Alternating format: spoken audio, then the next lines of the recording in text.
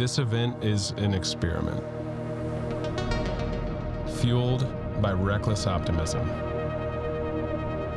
We went for it, willing to eat it along the way. The mountains and seafloors are infinitely patient. They play a long game, an immortal, geological one. We, on the other hand, are restless and obsessive, highly vulnerable, vastly underqualified. Our relationship status, complicated. We invited 12 surfers to Micronesia and exposed them to the elements and some really sharp coral. The results of our experiment are in. This is Natural Selection Surf.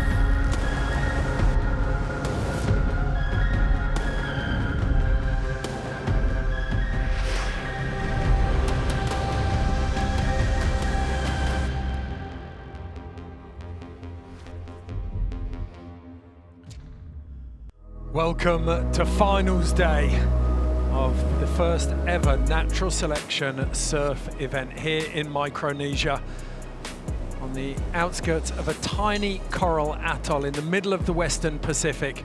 We have 8 men and 4 women who represent some of the best free surfers on the planet. It's Martin Daly's boat that's brought them here. Let's join them on the road to Micronesia.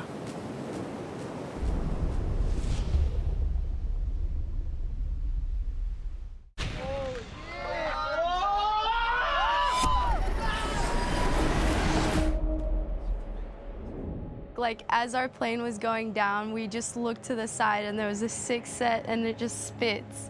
And we were all just frothing so hard to get from the airport to the surf. Micronesia is definitely one of my favorite places. Crystal clear water, shallow, heavy reef passes filled with life. Yeah, we travel a long way to get here. It's really remote, really raw and incredible. It's so cool. I never thought I'd be surfing a tropical reef break with no one out. We're here, we're at Natural Selection Surf event, first day of the contest. Wow. It's just perfect. Are you stoked you won? Did I? Did you? Did I win? Yeah. He said Kira. Good luck. Holy shit!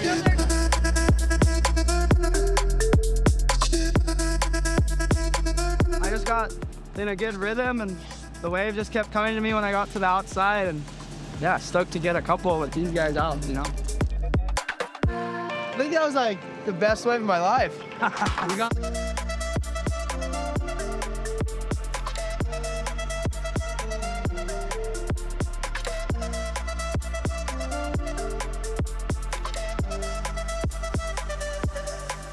I don't know, I honestly feel bad these guys can't surf again. But it's funny.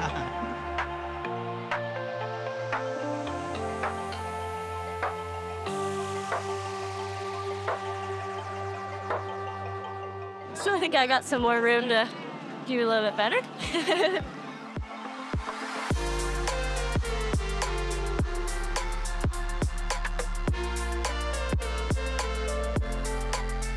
stoked to be here. I'm stoked to have had a session with all my mates.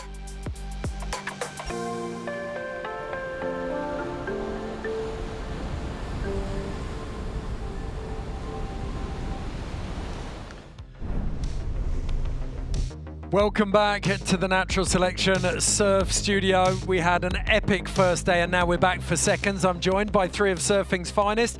Between them, 5 world titles and an 8,000 watt smile. There it is. We knew we were getting I made it. Lisa Anderson, Tanner Gadauskas, Barton Lynch. Go on. Yes, we got it that time. Okay.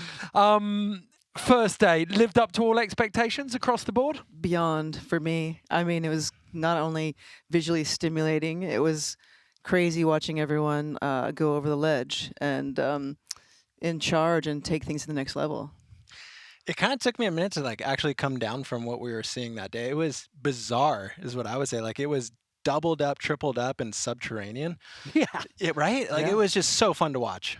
And you don't realise, you kind of go home after that day and you take it all in, but seeing that highlights package again now, you realise how gnarly it was, how below sea level it was nuts, and so definitely lived up to expectation. Fantastic. If you're just joining us, if you don't know about the NST universe, you can go and check it out on all of the social channels. At Natural Selection is the main Instagram channel, but there's Natural Selection Surf, Natural Selection Bike, Natural Selection Snow, and Natural Selection Ski. Go and check them all out. I promise you, each of them are as breathtaking as the last. There's also a YouTube channel with loads of behind-the-scenes content. But we're going to get stuck into today's action. What were the standouts for you from the first day? Everyone, if I can say that. But, you know, my pick was Al, so he definitely stood out to me, and Eithan. And the girls, Kira for sure, and Mila. And everyone seemed to learn a lot, just even the ones that didn't advance. Like you could tell that they were like, okay, now I know what I got to do in the future for the next one. I feel like through the day, you could see that the heat could flip on itself. The story could be different. With a buzzer beater wave, there was just a wave of a life. So like Eithan and Kira were my picks in the beginning, and I stand by it that I think they have the strength of character to pull through on another day for the win. Yeah, I mean, Kira was breathtaking in that second women's like repechage session. That was totally emphatic. No one else got a look in. What about you? She was going to parts of the reef that others didn't want to go to, and she looked totally confident. In my mind, she was the standout of that day one, particularly for the women. But overall, I still felt like her performance was at a really strong level. She was committed beyond that of anyone else in that women's field. Yeah, I think there deserves an honourable mention for Harry Bryant, though, the goofy footer who absolutely attacked that reef. I mean, it was one thing doing it forehand, but for him, he got squashed a couple of times. And we didn't see Solly and Eithan much because they just surfed the one heat and then went straight through. So we kind of, those guys that surf twice, I feel like they've got a little bit of an advantage. They know the reef better. They had more time surfing with the jersey on. So Solly and Eithan have still got stuff where they can surprise us because we haven't seen that much of them yet. Lisa, we debuted also the Credo judging format, which was super relaxed, no numbers. What did you make of it? I loved that you could tell by the way the surfers were competing, if you will, that they were not stressed. They were just more like calm and waiting, and some to their demise. But like others, you know, were just taking advantage of the beautiful wave and you know, the excitement of being judged by your peers. It's so cool, and that's kind of how you dream surfing would be. Would you describe it as a session, Tanner? Absolutely. Yeah, for sure. Like, I mean, a session in the regards of like you're trying to get everything you can out of the lineup, right? Like you're not really strategically trying to fine-tooth comb it. You're approaching it differently, and I think the Credo is perfect for that, right? Like you can see these guys pulling in on closeouts and proving that they have that go mode, and then pulling inside and getting a nice little chip and making a barrel. And I loved it. Like, to be honest, like we talked about the other day was like, it's hard for it to go back in the box now that we know how good it can be. Okay, well, before we get stuck into day one highlights, which we're about to, if you haven't already watched that, pause us here and then go back and watch that, and then you can join us back at this point. But if you've already seen it, then check these out. Little refresher of what happened on day one.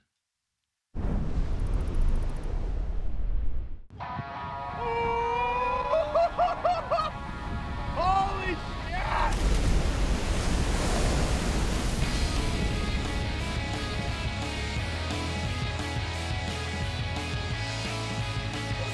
Wow!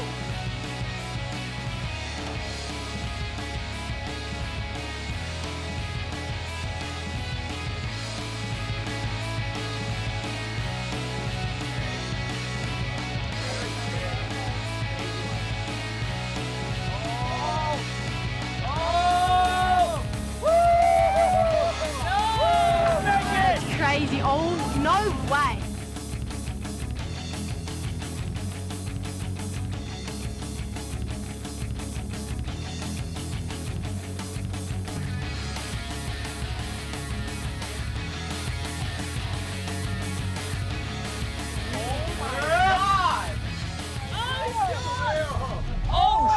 He just got sucked over so bad.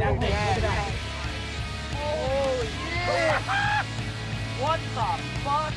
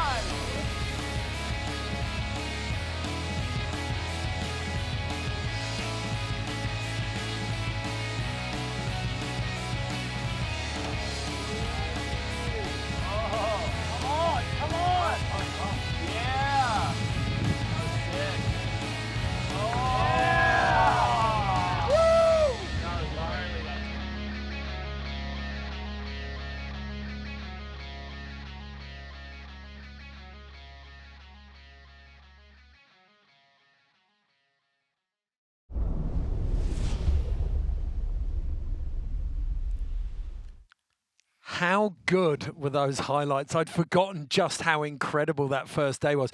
I hadn't seen that angle either of Al Cleland pumping through that barrel. It was insane. Like, I mean, that just gave me chills watching that. I don't know. I just can't even believe this is really happening. It's like a dream event. I think your pick's pretty safe as well. Watching that back again now, Al Cleland looks like he was really in charge of that second heat. Oh, he looks absolutely at home. Yeah, like I mean, that was tapping us back to his energy that he had on that prior day. And like, you could feel it. Like, from a guttural sense, Al Cleland was enjoying himself. Oh, what about Eithan's wave? That was the wave of the day, surely. That was a 10-point ride in a traditional sense. And it's actually a long time since we've seen him surf. You're right. We only got to see him surf once, and he absolutely greased it. Oh, that was an incredible wave, an incredible tube ride, and one of those rides of your life. So that sets him up in a really good place going into this finals day as well. But Barton did say, like, you surfed that second repecharge session, and then you've had 2 bites of the wave. That must make a big difference. Yeah, it's definitely like, you know, building momentum, give you a lot more confidence. And then, you know, you can switch up your strategy a little bit because, you know, depending on how it worked for you in the first round, you know, you can kind of play around a little bit. But, you know, the main goal is still to advance. You know what I was just thinking is, like, we don't really know what the conditions are going to be like. It could be even gnarlier, like, somehow. I don't know. Or does it get smaller and turn into turns versus barrels? Like, makes it equally as exciting today. I literally couldn't have segued that any better myself if I tried. Yeah. The fifth member of the team is Nathan Fletcher. He's out there, and we can find out a little bit more about what's been going on the island overnight between the first day and the second day of competition. Let's find out from the hellman himself, the salty sea dog, Nathan Fletcher. Day 2, natural selection surf. We're going to be doing a semifinal for the men, and we're going to go straight into the final for the women. It's man-on-man format, expression session style, and the waves and conditions are not what they were yesterday, but it's definitely waves of consequence. So we're looking for that progressive surfing and waves of consequence. The tide should be coming in. It should get better as the day goes. The wind's not quite as strong as yesterday. A little bit more easterly direction, and my presumption is guys are gonna go mental, is what I've been hearing. And we're gonna be really looking forward to that. I wonder if that's a technical term from Nathan there. Okay, this is our bracket for the men. You can see how Eithan got straight through to the semi-finals. Noah joined him, Alan joined him from the second round. Solly straight through, and Noah is going toe-to-toe with him. On the women's side, Mila Coco Brown straight into the finals, first time of asking. And then we've talked about it already, but a phenomenal performance from Kira Pinkerton out of San Clemente, Tanner's pick, to join her in the final. We're going to see the men's semis, and then we'll go into women's final, and then the men's final will finish us off today. Right, you've had a look at the brackets. I'm going to put you all under pressure now. I want a men's prediction and a women's prediction. Well, I'm going to stick with my first choice. So Al, I'm going to bet all my coin on him. And then, gosh, this is a tough one. I'm going to have to go Kira. Yes, yes, yes, yes. You like what you saw in that? I'm just loving that she's found her, comfort zone out there, if there is one. And it's like she's just going deeper. And if Mila doesn't follow her, then that's going to be an obvious, maybe an obvious thing. But, hopefully they kind of are surfing together. What about you, Tanner? With the conditions coming down, I feel open to, obviously Mila Coco Brown is such a phenomenal surfer, and she can take it in a performance way. I just have to back Kira. She is my pick from a soul level, and she surfs phenomenal. Like, she was charging yesterday when it was huge and heavy, but she still will get it done from a power surfing stance.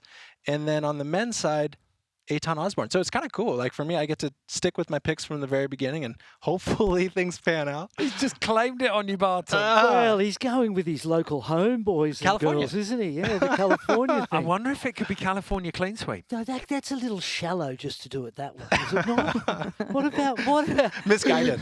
What about Solly Bailey? I'm sticking with mine too, because he hasn't shown us much yet. It's like it hasn't really peaked. So there's plenty of room for Solly to show us his performance surfing. He's a good competitor. He's got that.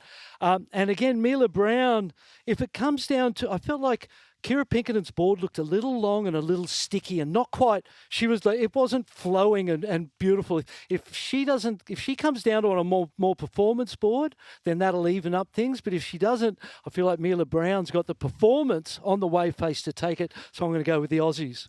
Stick with the wow, okay. I think shallow, eh? The women's is so hard to pick because on one you've got this precocious, youthful talent in Mila Coco Brown, and then you've got the woman leading the QS who's so hungry and obviously on point competitively. So yeah.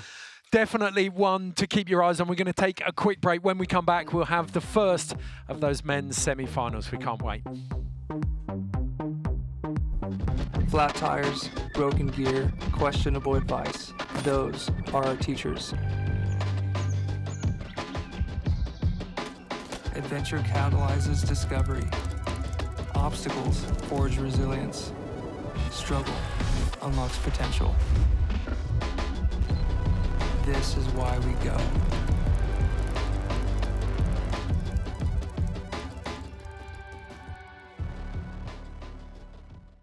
When the Hawks need a clean shave, they reach for the Chairman Pro by Manscaped, equipped with skin-safe technology and dual blade heads. Wonder if my dad's ever had one of these. Tony Hawk with the mustache. A very different commercial. We ride motorcycles now. Hawk Hogs. Shaken and stirred. Talon. Injured? So are we. No.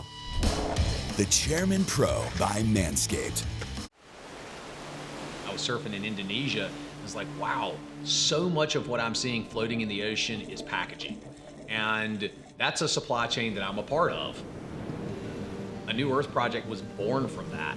How do we innovate these products in a way that they can find their way into the economy and also support a healthy planet?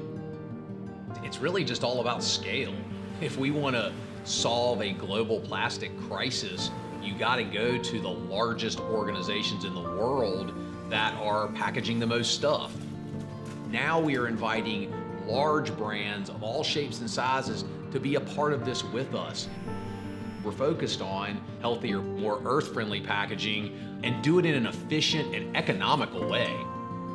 The world is waking up to the need for sustainable solutions.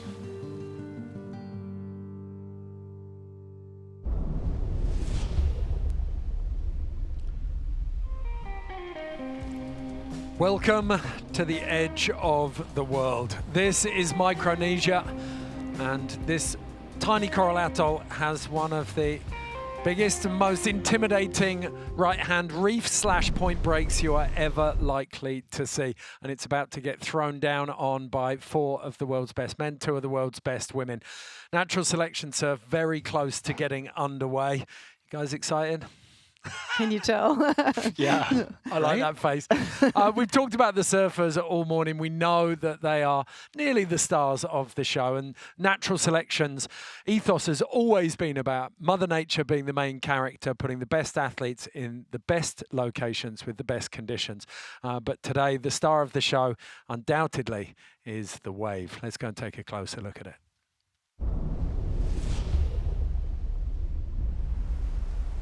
Coming to a wave for the first time is always scary. The wave's crazy. I've never seen anything like it. It kind of just pops up out of nowhere and it sucks over just straight dry reef almost. Within 20 minutes of being dropped in the lineup after 3 days of travel, I found myself in like an 8-foot tube in a really, really like scary situation.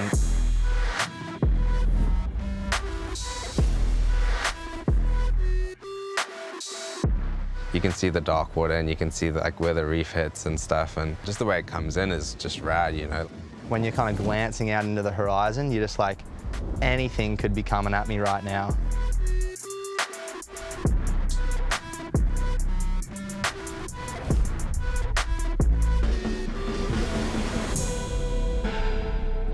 Within the first hour of us being there, 5 of us hit the reef. We had like skin missing, and that's what excites me as a surfer, is just like getting thrown in those situations. We're doing it pretty raw out here. It's sick.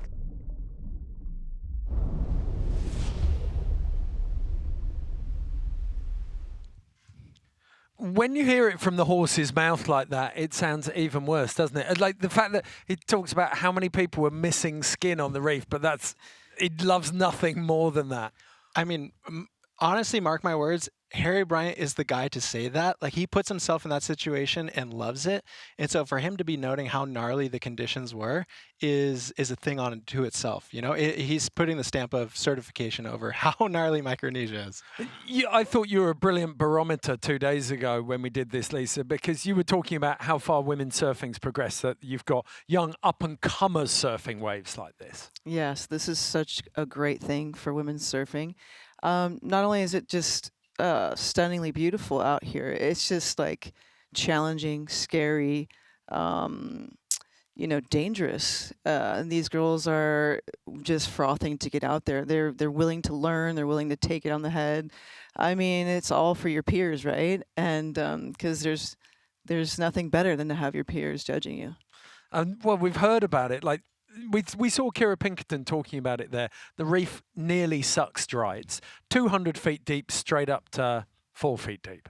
And I think it was at the end of yesterday for a section where Harry Bryant was talking about parts of the reef sucking dry on the corners. From a color spectrum, when you're looking at these drone shots that are beautiful, the difference of the dark blue and then it comes up to this light gray, that's all reef right there. And like we were talking the other day, it's got to be ranging from dry to 1 foot to 2 foot to 4 feet at deepest. And to think that you're going to compress like 20 feet of water over 4 feet of water into dry reef, it's hairball. Like, it's definitely heavy metal. Okay, combined with this reef, we've also got the new judging format. And we touched on it earlier on, but we'll take a closer look at it now. It actually originated with the snowboarding formats. It's called Credo. So the acronym is creativity, risk, execution, difficulty, and overall. Each category holds equal weight, but out in the water, it has a very different meaning, doesn't it, Lisa? Yeah, I mean, I'm thinking that was survival mode for everyone the other day, and today I'm thinking I'd like to see some creativity, because maybe the conditions are slightly different, and it'd be fun to see a little bit of variety. What about, I mean, we've pulled this apart in each of the judges' decisions, Tanner, but it really affects things not having scores and those not being updated while you're out in the water. I think in the best way, right? Like you're no longer sitting there with 5 minutes remaining thinking, I only need a 3 or a 4. You're really just enjoying what you have in front of you and saying, hey, like, if it comes in, this is how I'm going to approach it. I'm already out here with intention to surf these specific waves and do it this way. Like the credo is great. It's tight enough that you get the feeling, and it's loose enough that it can be interpreted by all the different surfers. I think one of the really important things to say, and we saw it in the second women's session yesterday, just your positioning, the way you place yourself in the lineup. Kira Pinkerton literally stuck her hand up to the judges and said, look at me, by going all the way up the reef. Absolutely. She was like, okay, watch me do this. And, you know, I would have given her a million points just for that, you know, but it's like, you know, you're setting a precedent for the other girls. Like you know, the other girls are like going, wow, she's psycho. And do I want it as much as she does, you know? And it's like, there is a little bit of pressure out there because you do want to like learn and you do want to get better and you do want to push each other. I was surprised to see her the only one out that far. But at the same time, on that same heat, Annie Dos Santos, who's a goofy foot, approaching it from a different place, right? She had to kind of condense her tube riding by virtue of her being backside. And I think that's really cool to speak to, like, hey, it doesn't always have to be furthest out is the gnarliest, which in that case, Kira was pushing the level. But for Annie, she found a way for her to interpret the credo and do it and get the barrel ride, right? Like she got a couple sick waves for that day. Especially for someone who'd been bitten off as hard as she had in the first round and then on her first wave in the second round as well. Took some stump. Absolutely. It takes grit, you know, to come back from that kind of stuff in conditions like that. You really have to man up. Sometimes when you're riding waves like this, it feels like rolling over pool coping to get into a half pipe. It's just impossible. And so you have to mentally put yourself in that spot where there's no turning back. And I think Annie Dos Santos kind of had a lot of that the other day. Yeah, she's definitely made some noise about that one. Okay, we're going to have a little chat now about the Industry Alliance. These are the brands within the surf industry who are supporting Natural Selection Surf. So massive shout out to Roxy, Quicksilver, O'Neill, Lost, Channel Island Surfboards and Vans in there as well. Without their support, this wouldn't be happening. So thank you all so much. Now it's time to throw into the first of our men's semi-final previews with Nathan Fletcher.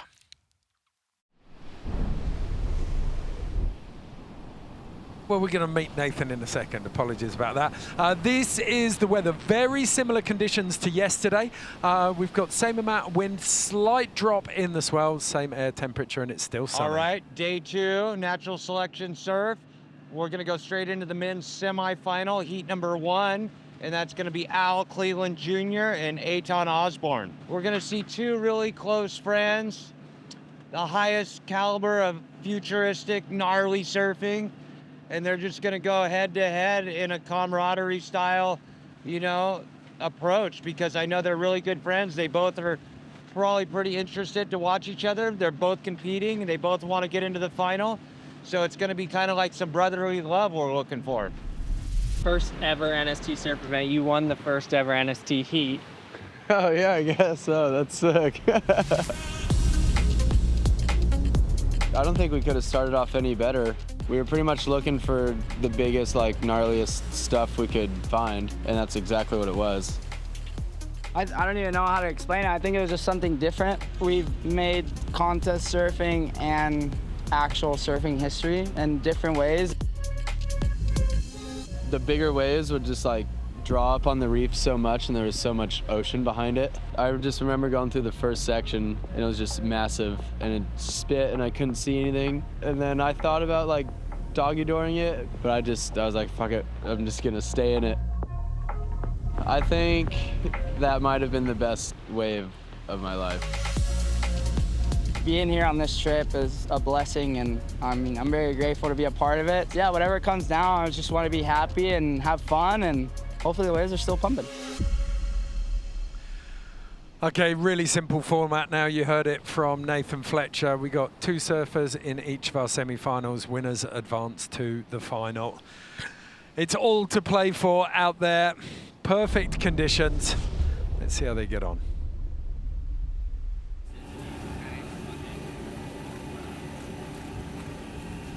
Back in my crop top.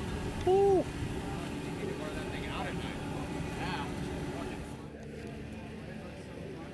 Okay, Lisa, your pick. Al Cleland Jr. going up against one of the most impressive men from that first round. I mean, they've both got such a reputation as chargers. We're not going to see anything held back here. No, absolutely not. I can feel the energy right now.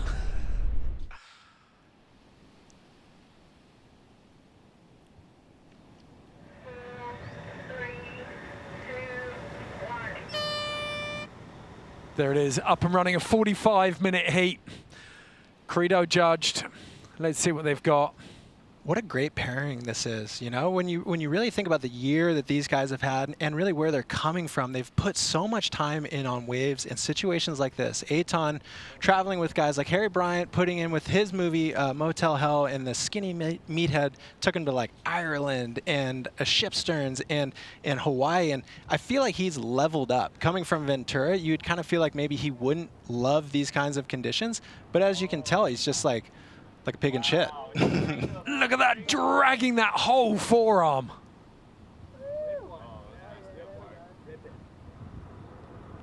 Solid rail grab and then just mixing it up. Yes. No, so what's great about Eithan is he's free radical. He's basically at every moment, every wave, gonna have the potential to blow your mind and do something you're not expecting to see. So that Eithan wave was just like a nice, it was like such a pretty nice wave, but nothing like too extreme ever, right? But just beautifully surfed. Yeah, he didn't look like at any point it was not going to make it, you know, like he looked like it. I think you called it exactly, Lisa, like a little bit more creativity, less survival, a little bit more flair. Yeah, it looks kind of fun, dare I say. Be careful. I know. Look at that. I love the pose at the end of that barrel as well. He looks so relaxed. Beautiful surfing. Yeah, Eithan's really well known for that grab rail carve where he can really lay in his square frame and pack the power. He's not a big guy necessarily, but he really does stance up and he has a powerful turn on him. Look at this, that's so much further up the reef. He's going to make it 2 on top of Al Cleland. Threads that one. Yeah, Eithan's getting a little bit of a recipe here, huh? Full backdoor on that section. How did he make that work?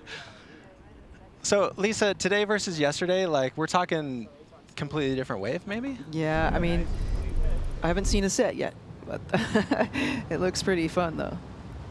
And, too, thinking about Al Cleland is yet to get on the board. I wonder if he's seeing those sets, maybe. Yeah, I don't know, but hopefully we see a little bit more meatier ones coming through. Well, we know that there were like 20-minute gaps between the sets when it was big, so now it's dropped off just a touch. Well, I mean, like you were saying, Lisa, like the creativity coming in on a day like today, this is still equally enjoyable to watch. We're getting a little bit of a different shade, I'd say.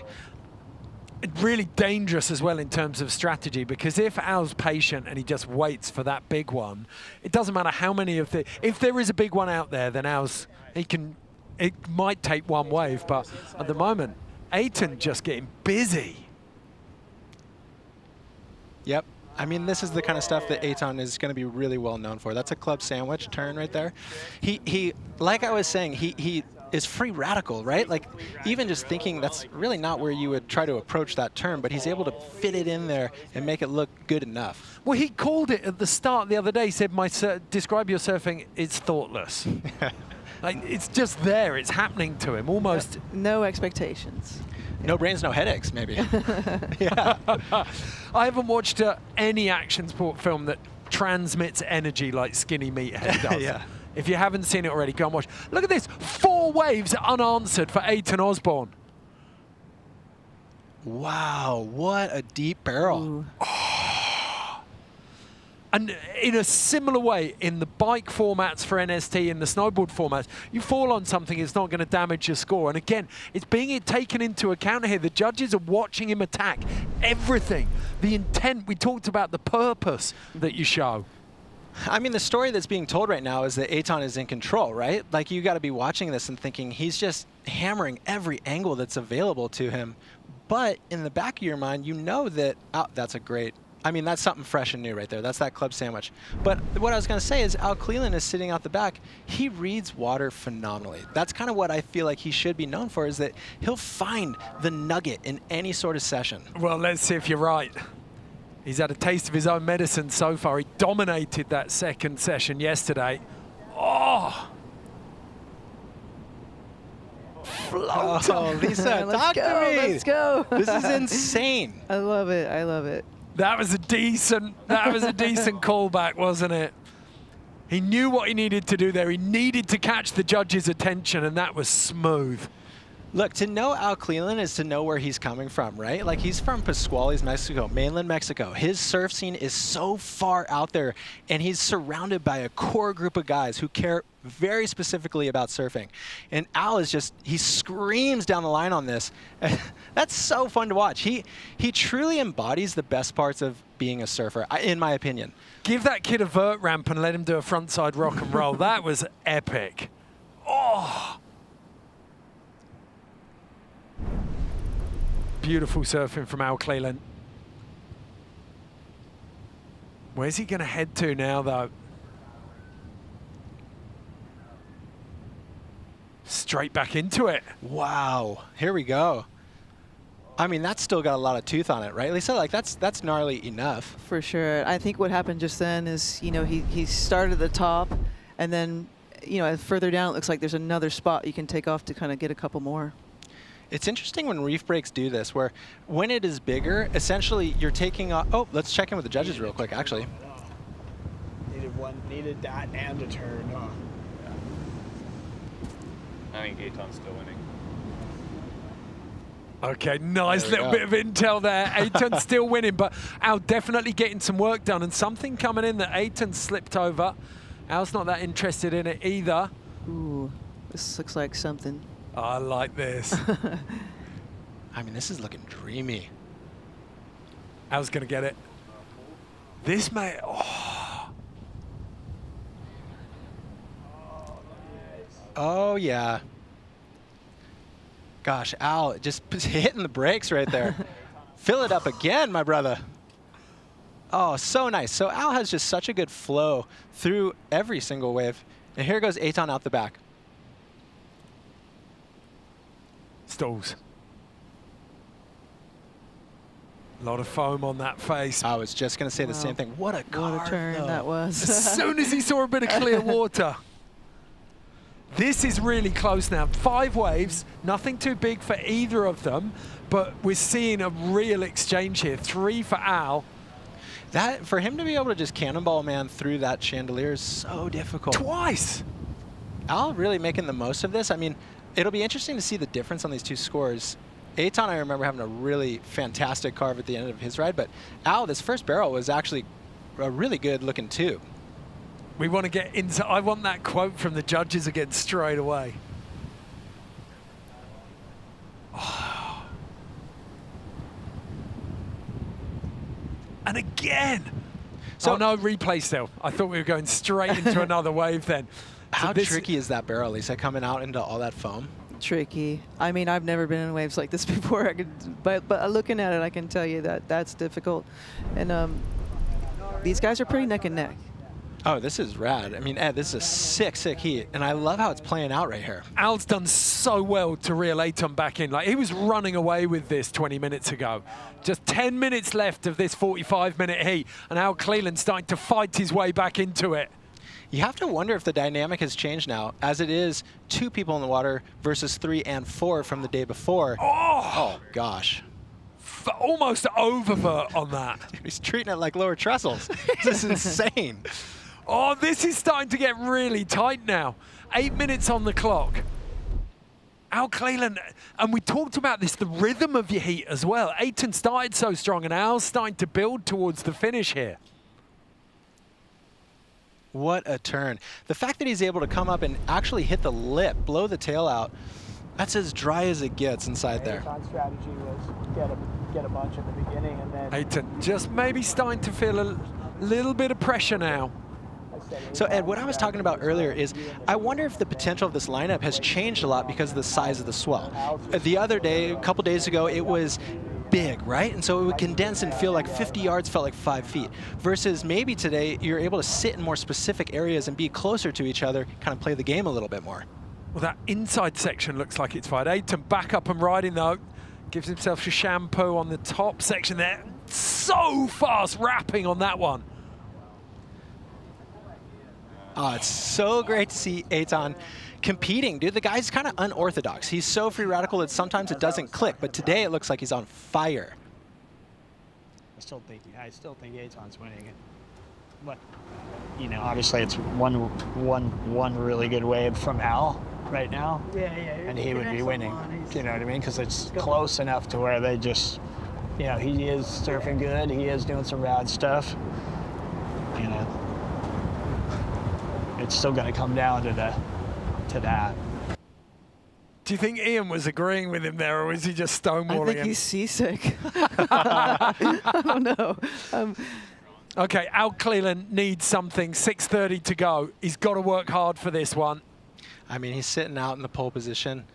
This looks like it could be a really good ride. One of the bigger waves. Straight into the tube. Come on, Al. Here we go. Oh, yeah. Oh, yeah. That's what we're talking about. Doesn't mess around. No turns in there. Just pulls that one out, leaves it hanging in the air between him and the judges.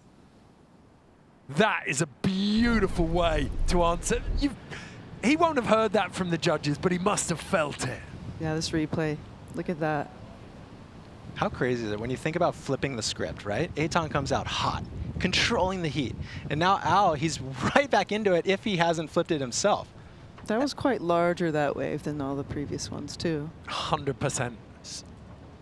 Loads more power in it. I think it's going to be very, very difficult to keep Eithan in the lead here. So that was remember that was a lead change. And remember, Eithan took that shitty one beforehand. That should have been Eithan's wave. Yeah. That was it. That was a mistake, a big mistake on Eithan's part. Or, well, who knows? Maybe even a nutser one is going to come through now. You know.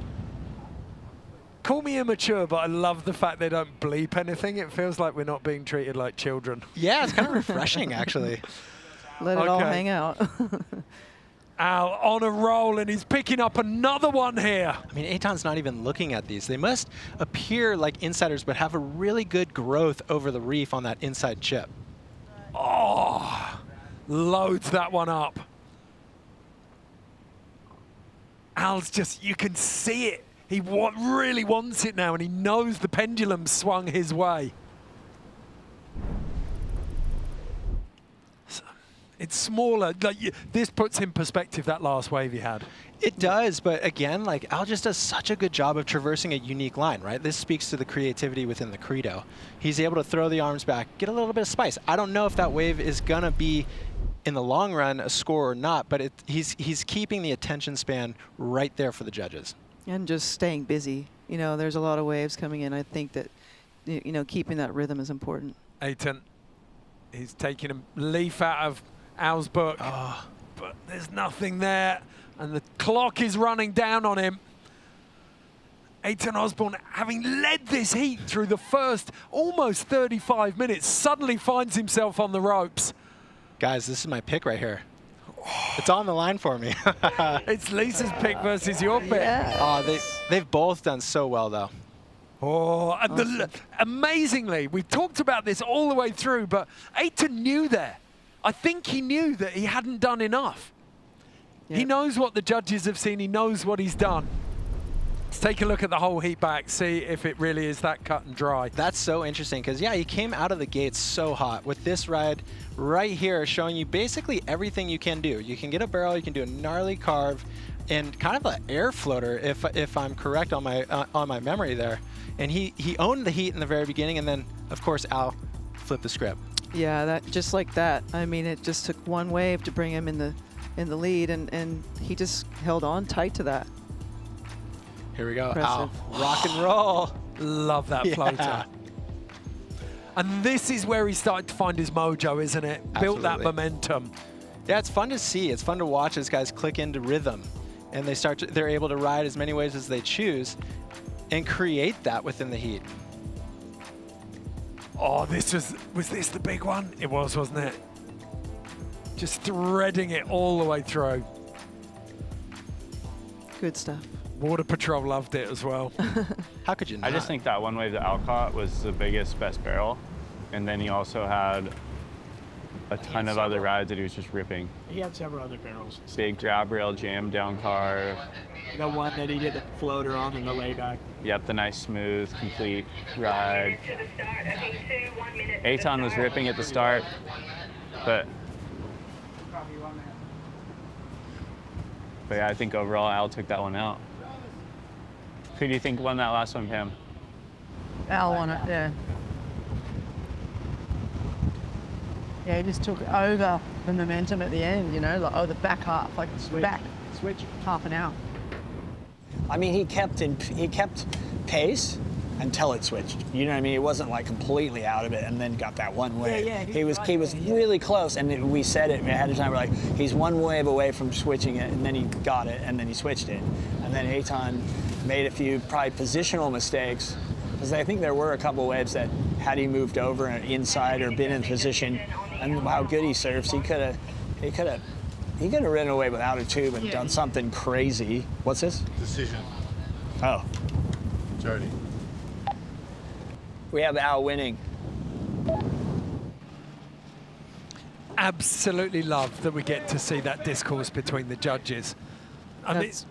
Yeah, I was going to say that's what we're looking for. I mean, we want to get the feedback from them because, you know, there's nothing more important, like I said before, about having your peers give you the score or just like let you know that you're killing it.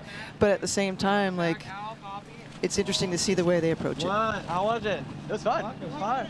How was that first wave you got? Pretty sick. Insane. Shower right there. Fuck, that first wave came right to him, too. Yeah, that was a fun one. I was like trying to get away from him, like trying to like strategize something, and then the wave was like, oh, here you go, Eithan, check it out. I was like, oh yeah. I was like, fuck, it's so psyched for him. That was a nugget. That was sick. That was really good. A little bit of brotherly love out there. Yeah, boy. The whole time we had a conversation. It was sick. Yeah. Healthy competition. Yeah. All right, so Alan won. Looks like Eithan's on the drink. Good job. Thanks, brother. Well, good job to both of you. How'd you feel out there, Alan? Fuck it. Felt sick being, out there with a really good friend and, some really good bombs coming in. Like, they're still swell, so.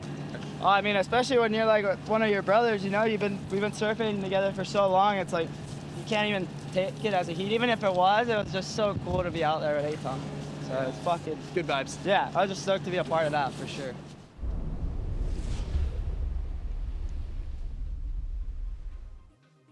Okay, with that result in, we have our first men's finalist. Al Cleland Jr. is in the final.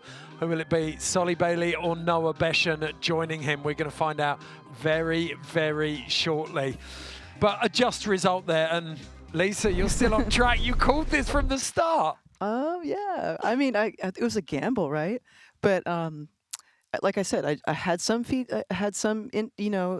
insight of his surfing prior to this, and yeah, that's just stuck in my mind for this type of wave. Well, what's fascinating, if you're watching the Pipe Pro, then you know how he surfed there. It was absolutely charging, and this isn't that different.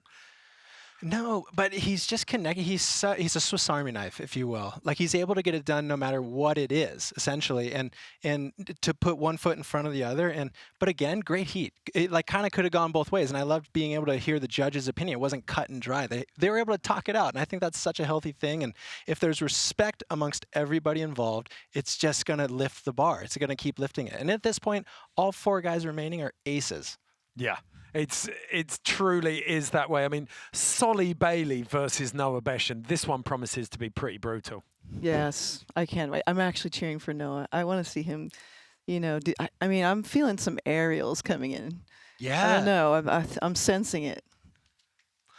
What about you? Have you got to pick on here, Tanner? I had to think on that. I think Noah as well. Like, I mean, Solly, oh my goodness, he's such a good surfer. But I really do. I love the way that Noah is so unique. He truly is a one-of-a-kind surfer. And so I'd like to see how he approaches this today. I'm going to go against both of you. I think the bib like that experience. I just saw that a little more in Al, the patience, the wave selection. I think Solly's got that from those years on tour. So we'll see. Could be right. What about conditions out there? Like we did touch on it slightly, but with the swell dropping, there's still a couple of bombs. We saw Al on one, but it has changed the approach. Definitely changed. More performance, high performance surfing, and less, you know, I mean, Hellman. Yeah, less Hellman. I mean, there's no risk, no reward, you know, still out there, and it's still the whole name of the game. But it's refreshing to see all the turns in between all the, you know, barrel dodging and barrel riding. So, yeah, I love the combination of both, though. You called that out a couple of times with Eithan, just seeing him sticking the most random terms in the most difficult parts of the wave. Yeah, and it's fun. Like, I think that really relaxes that part of the credo. Just bring in the creativity. Like, if it is not absolutely coning, then don't go there. You know, mix it up. Try something fresh up, because that pushes the progression of the sport as well. It's not always having to be cut and dry, like, hey, you were the deepest, this is the gnarliest. It's like, I really liked how Eithan approached that last heat, even though he didn't make it, and I think we'll see more and more of that.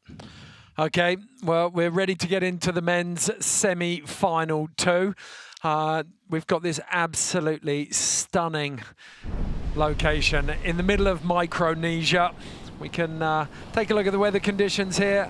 Got that 6 to 8 foot on the sets. We've seen a couple of smaller ones come through. We saw people picking off 3 to 4 footers. But let's go over to Nathan Fletcher now and find out. Men's semifinal number 2 is Solly Bailey and Noah Beshin. You know, both high level, some of the best in the world for radical, progressive, gnarly dudes. And yesterday, Solly went on a wave that was absolutely mind-bending. Noah won his heat to get into the semifinal. And basically, there's going to be some more friendship, competitive, friendly environment. And I'm really, really stoked to see what Solly does, because he has the power and the balls. And then Noah just has that lanky, gnarly, over-your-board pop, super dexterity on the highest level. And so both of these heats are going to be some of the, you know, most competitive, most loving, brotherly love style, but also just the highest level of radical surfing. So it's really going to be an excitement to watch. Today was just super heavy and nuts, and everyone charged. I think all of us would agree we've seen some of the craziest waves maybe I've ever seen in my life. I feel like it's a historic day in surfing. You don't get waves like that in surf competition, and they took a huge risk by coming here and to score like we scored today. Like, it's insane. You know, a lot of us have all surfed bigger waves and whatnot, but today had so much energy in the ocean coming out of such deep water, and the wind and all the elements that were involved. It sort of put this kind of like full-on fear into all of us that it was legit. I honestly got some of the most pounded I've ever gotten in my life on the wave I didn't make. My second heat, it was actually probably the slowest heat of the day, I feel like, but I still got some barrels and it was still sick. As much as I was psyched to win my first heat and be in the finals day, I also was like, man, I'd love to surf again. I'm super pumped to have that opportunity tomorrow. I think the swell's going to hang in there, and I'm just psyched to go and have a heap of fun. I just want to get a big barrel and come out and be psyched. And if I make it, if I win, or whatever happens, like, I'm in love with surfing, so. Noah and I are going to be able to surf together, and he got some crazy waves today, so we're just going to score some of the waves of our life. So we've cut 8 surfers down to 4. We've already seen the first of the semi-finals. We know that Al Cleland is in the final.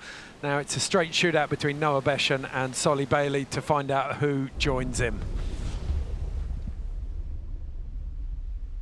How you feeling, Solly? Yeah, I'm feeling good. Actually, you know what, I'm freaking sore from yesterday.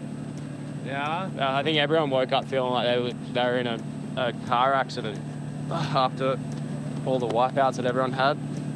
You're looking pretty good in that extra small rack card. Yeah, baby. Are you excited to surf against Solly?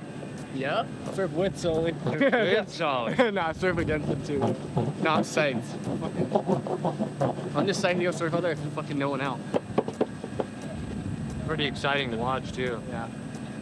I think this is the first time we'd ever like got to surf together in a kind of heat format, and obviously I've watched him tear for the last freaking 10 years growing up as a Grom, and he's a little bit younger than me, and just, yeah, it's gonna be sick to be able to just, you know, go blow for blow with him.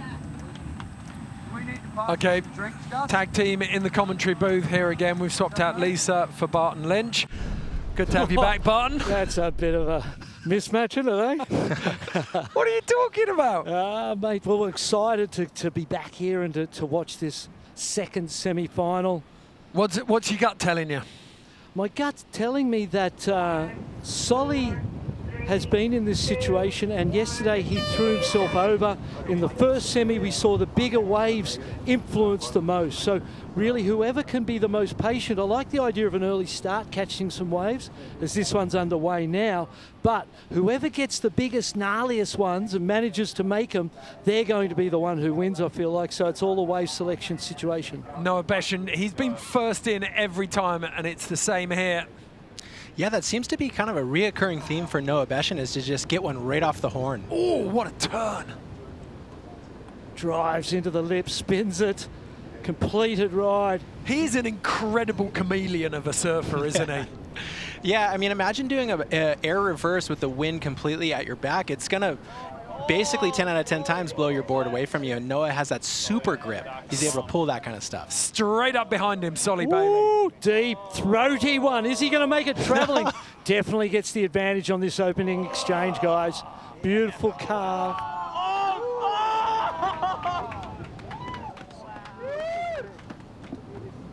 Shades of Chopu between John and Kelly there, like back-to-back waves. Absolutely beautiful. What an exchange to open this one up. Yeah, looking forward to seeing this front on, Tanner, because from the side, like, it's a smaller wave. It was high performance, but it didn't really have the tube. I think that this is, advantage Solly Bailey, no question, on the opening exchange. Yeah, I agree with you there, Barton. I feel like this was fun in the sense that it was something unique and different. But really, when you see Solly's from the beach angle, he was incredibly deep, and he really maximized that wave. Okay, let's have a look at Solly's then. Coming in from deep, you see the section drops down out from the white water to give himself time to backdoor that beautiful tube ride. And then this carve, beautiful, stylish turn. And that was perfectly surfed. You couldn't have done any better on that one. Solly is such a fantastic surfer. He has the ability to surf these gnarly, gnarly waves with the finesse of a big guy. Like, he's able to place his turns in spots where other surfers cannot. Yeah, see that foam ball ride as well, so super critical on that tube ride. Best part of watching you commentate that, you're pretty much surfing it with him from the edge of the couch. You can't help it. And Solly was originally known for his small wave competing. And it's only in the last few years that he has transitioned to being one of the best big wave tube riders, free surfers on the planet. We saw what he did at Cloud Break with one of the rides of the year. Here we go, up again. It is funny, that transition, Barton, when you do think about it. He might be able to tap that competitive mindset, but now he's applying it in a much different medium here in Waves of Consequence.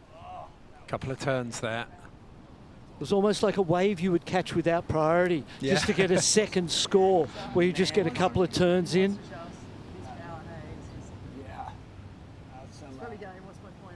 Okay.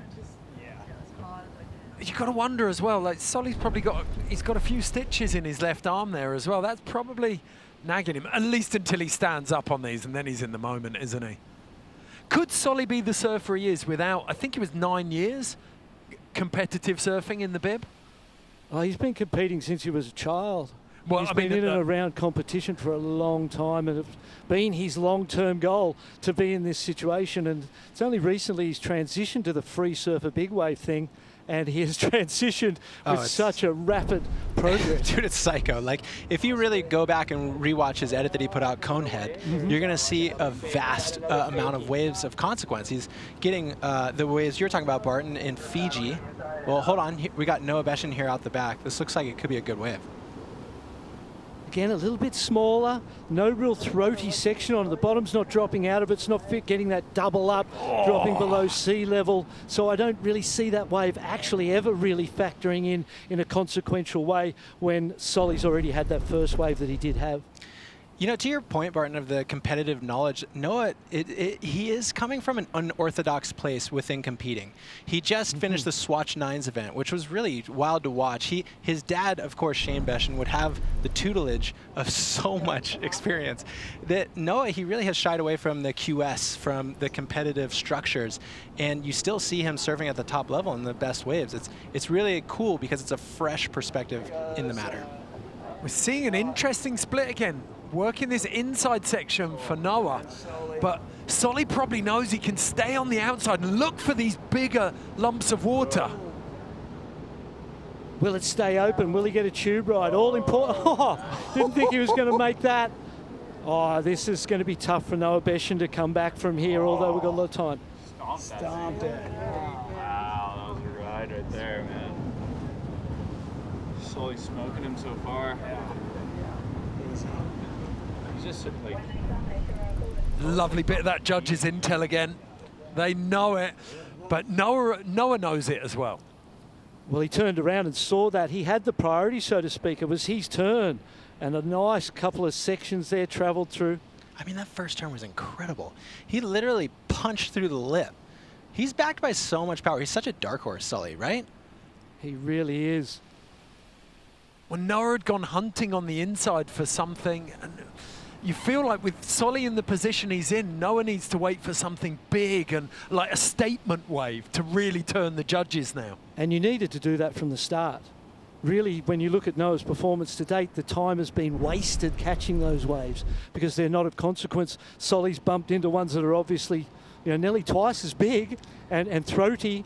So it's, you know, with 24 minutes left, still plenty of time, but Solly's in the driver's seat. It does go to the point you were making earlier, Barton, about what is your intention in these heats? Is it to sit out the back and get two big waves, or is it to kind of build rhythm on the inside? And it must be playing out, like obviously for Solly in this case.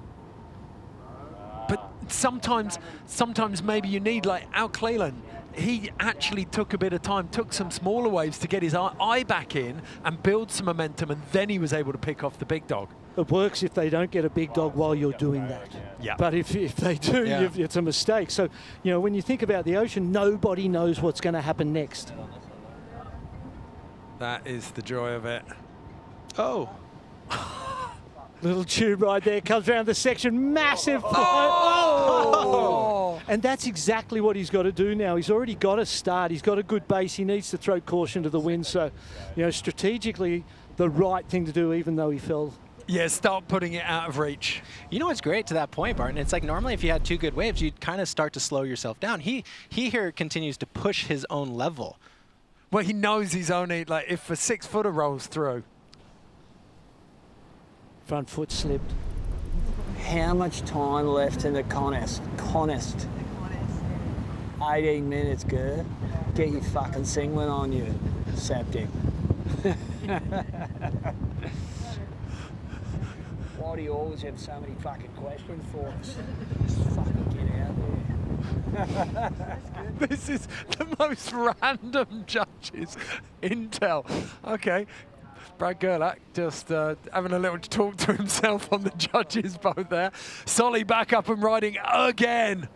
Coming from deep into the lip, just flares out of the top there, Tanner. Yeah, and Noah's got to watch that. I don't know what's happening here. It seems like Solly's surfing a much deeper peak on the reef. Cannot wait to see the replay of that first turn. Oh, Noah's up though. This is what he needs. This is the size of wave.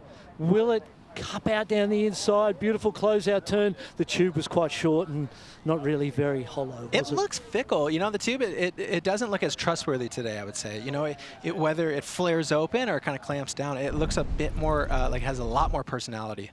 Look at this first turn. It's like he's got 4 pounds of C4 strapped to his fins. Just blows that lip. Beautiful wrap, so stylish. And he's having a good time now. I bet, you know, the surfers know. This one doesn't really feel very close at this point in time. This was the opportunity. it's just hard to count Noah out, right? Like beautiful, even yeah. that turn, you can tell he drives with so much speed off his back foot. Like imagine if that had come together in a bit more of like a club sandwich or a layback, he might start to build that rhythm back and make a big push against Sully. Especially because it was right in front of Sully. Yeah. Could have put a bit of pressure on him. Sully's right in the water down there. Definitely having a little chat there, aren't they, on the way back out? I loved how Noah said surfing with, not against, in the preheat interview. That was an insight into the type of sentiment that we were hoping for in this event. While competitive, it still has that surfing spirit. And we heard that from Al Cleland, didn't we? He said me and Eithan were just chatting the whole time out there. Sully just on a... He's up again. Oh, the turn shape. Oh, deep in the tube too. I dare say this one's done, Tanner. Yeah, this could be the final straw right here. Oh, beautiful roundhouse. He continues to just connect on the perfect parts of the wave. Beautiful flow. Yeah. His wave selection has given him a better canvas every time to work with. Watch how he drives through that turn and then allows himself to just set up perfectly into it. It's just, that's the kind of connection that you dream of if you're surfing these waves. And you're enabled that time in this format and in this type of surfing. You don't feel rushed because you're free surfing. And he was able to just link that up, sync the sections, absolutely perfect. Which is more akin to free surf, correct? Exactly. This combination of those two situations, the free surfing mindset, but at the same time you're still competing. That roundhouse cutty was laid deep and buried fully on the rail. Oh, the front page. There's something here for Noah, potentially. Yeah, how late is too late? We have 10 minutes on the clock here. Not too late now, but is this big enough? We're about to find out. Going to the air is something, although this wave doesn't really have that, and maybe the wind's not, it's going to blow your board away, but there needs to be a point of difference and something that Sully's not doing that Noah can do that separates and gives the judges some excitement. Totally, and when you think about Noah, he has such a deep bag of tricks. Yep, here we go. And that There's right the there, wind. That's your example. The wind instantly disconnects your board from your feet, and you just feel like you're flying in space with your eyes closed. Yeah, but Noah knew he needed to give the judges pause there. That's what he was looking for, anything. He had to, absolutely. So still fighting his way back and surfing fantastically. Got that beautiful opening ride, rode the very first wave of the event in history. Yeah, what a good one, too. It was a beauty. And yeah, you saw the wind there just immediately disconnecting the board. But it's good to see Noah pushing, you know? That's his style of surfing. I think he really comes from that free surf background. So to see him relax, just have fun, throw some moves that are going to be a little bit unconventional for the conditions of the day, it's good to see that. So 5 minutes left now. Down the line. Business end of this session. Smaller wave. Oh, wow, BL. Dude. What? Yeah, it was a beautiful turn, but it ain't enough. You know what I mean? The tube rides and the size of the wave are going to influence this. Look at him driving. Powerful, throws the tail, spins it out, pulls it back. The follow through on that was sick. Kept that arm down like that. Yeah. Just a reminder, there will be a 3-minute break. Like leaned into it like a laid back almost. Yeah. And like brought his back arm around. Sick. So Solly Bailey sat a long way up the reef and sitting pretty in this session at the moment. 30 seconds left on the clock. And he's up and riding for the last time. Pumping down the line. Here's a lovely section. Does exactly what you have to do. Go for it at this point in time, because that wave was not going to have an impact. Last chance. Anything for Noah here. Oh, could this be the buzzer beater right here, you guys? Oh, hit it. Oh. They understand what they've got to do. It seems like they're clearly identifying where the opportunities are. Unfortunately for Noah, it was clawing back right from the start, wasn't he? So interesting having seen both of them. It is in that 45-minute heat finding the wave of the session. Because that is what stands out to the judges, both times for Al Cleland and for Solly Bailey, having just that extra bit of height on the wave. Sounds a lot like surfing. It does. It always comes down to the quality of the canvas is going to impact the performance, and Solly picked the eyes out of that. Well, it's not a swimming pool out there, Barton. That's right. Thankfully, we're in Mother Nature's swimming pool.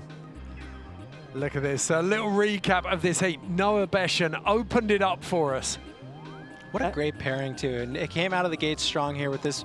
This was a back-to-back setup that really set the tone for the heat. Solly coming away with a much better ride. Deep tube ride, couple of sections, and then a beautiful carve to finish it off. Obviously, Noah Beshan had some beautiful turns, but the size of the wave, the quality of the wave just didn't match Solly's, and so hence we anticipate the result going his way. Well, I don't think you boys have been wrong yet. So and that's the joy of it, isn't it? You're not talking about these contentious decimal points on a wave score deciding it. It's the session opinion that we all know. You watch it and you know exactly what's going on. Okay, let's find out from the judges. What do they think? I've been starring like impactful waves. I've been double starring real good ones too. Sully's got 4 stars already, Noah's got none. Yeah, I know. That's an easy one for us. Yeah. Okay, congratulations to Solly Bailey.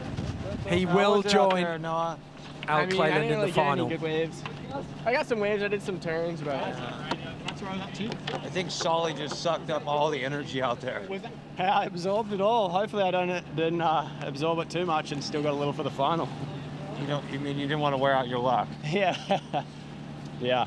Noah and I were talking about it. It's like Al had a heat like that yesterday where he just was in rhythm, and I kind of feel like the Pacific kind of does that. Like it just gives someone like the rhythm for the day and then or for the heat, and then yeah, I'm psyched to surf with Al. I sort of feel like we have similar approaches to waves. He's like really heavy-footed, power, like charges. Just it's going to be a hack off and then maybe hopefully a couple of barrels, and then obviously whatever else happens. Nothing like a good hack off. Hack off, eh? Good job. Thank you. Great work. Cheers, man.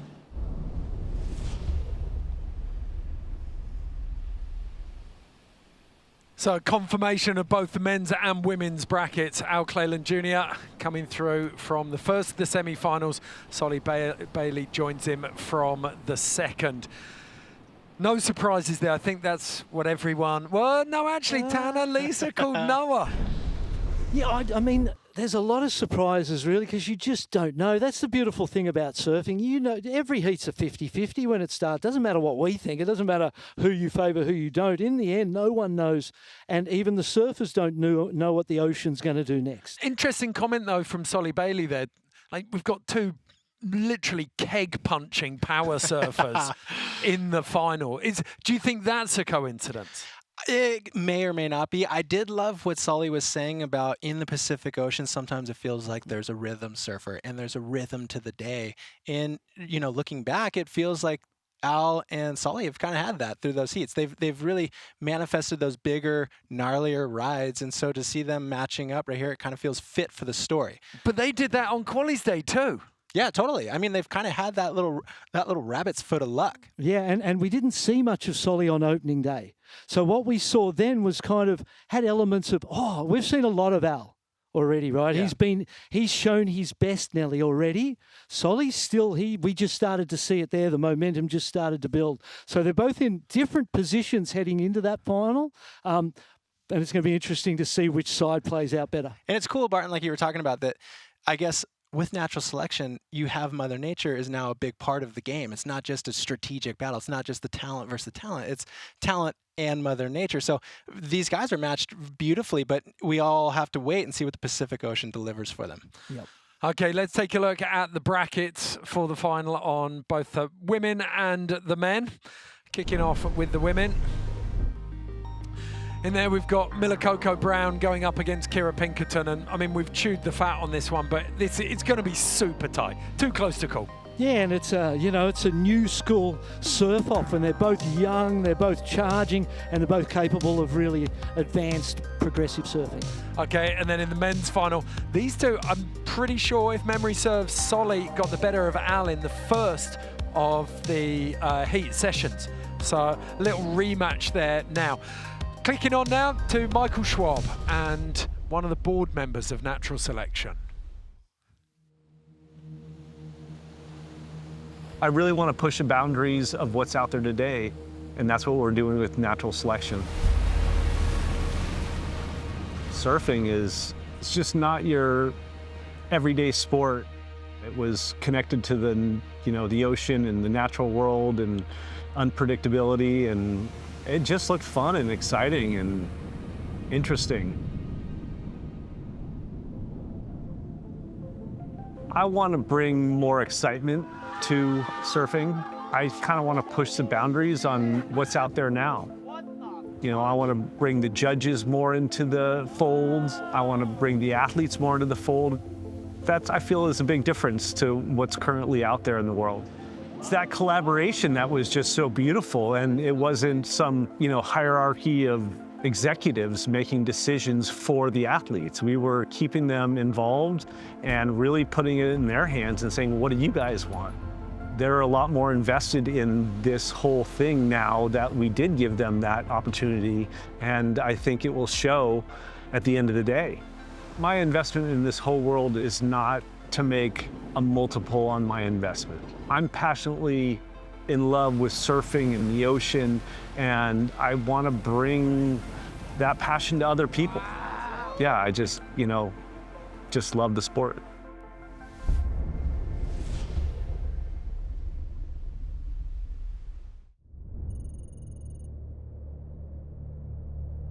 In the heart of the Pacific, emerging from the endless sea, lies Micronesia. A region consisting of over 2,000 islands, many of which are atolls. An atoll's story begins with a volcano, rising from the ocean floor to form an island. Over thousands of years, coral reefs grow around the island's edges, thriving in the shallow waters near the shore. As the island slowly erodes, the coral continues to build upward, forming a protective ring that encircles the lagoon where the land once stood.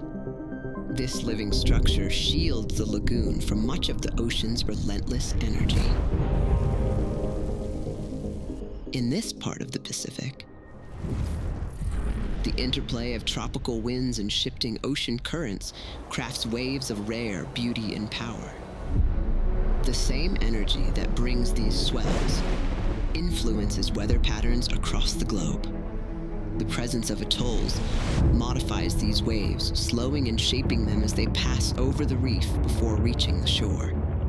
Atolls typically have channels, narrow, deeper gaps in the reef structure that are the ruins of long-gone island rivers. When swell enters the channel, the deeper water allows waves to maintain their speed and energy, ultimately creating unique and consistent breaks.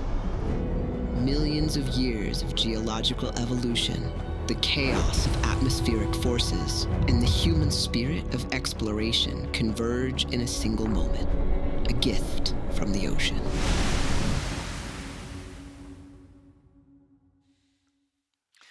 I hope you're all paying attention. There'll be a test on that later. A little geography lesson for you there. But it's so good, isn't it? I find geography so easy to get into. I'm passionate about it as soon as it's surfing. Well, I'm just passionate about the environment, about nature, as surfers, I don't know that anyone or any sport, should we say, is more connected to nature and deeply engaged with it as we are as surfers. Perhaps the snow industry is the same, and given that proximity of your relationship with it, you end up having to care about it. Yeah. Well, who's your mate?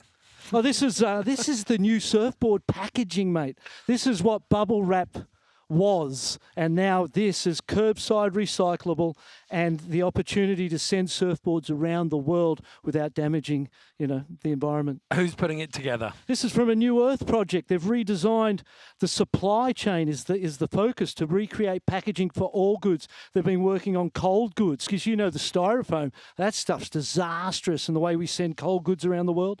Working on that, working on the surfboards and working on all sorts of ideas for packaging in their centre that there's dedicated to finding new solutions to help the planet. So a New Earth project have been supporting natural selection from the very beginning.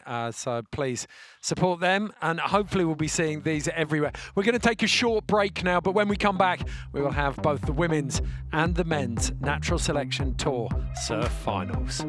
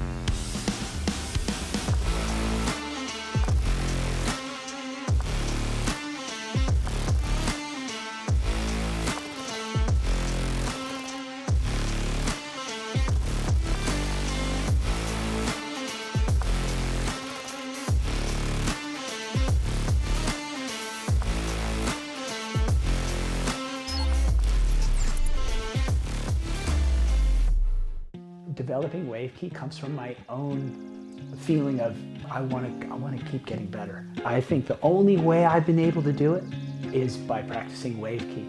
Shows me where I might be a little bit stiff or I have some bad habit that I need to shake off, and that's what wave key is. The real benefit is it helps the surfer capitalize on their surfs. You stay connected to the feeling of surfing in between that last surf and the next.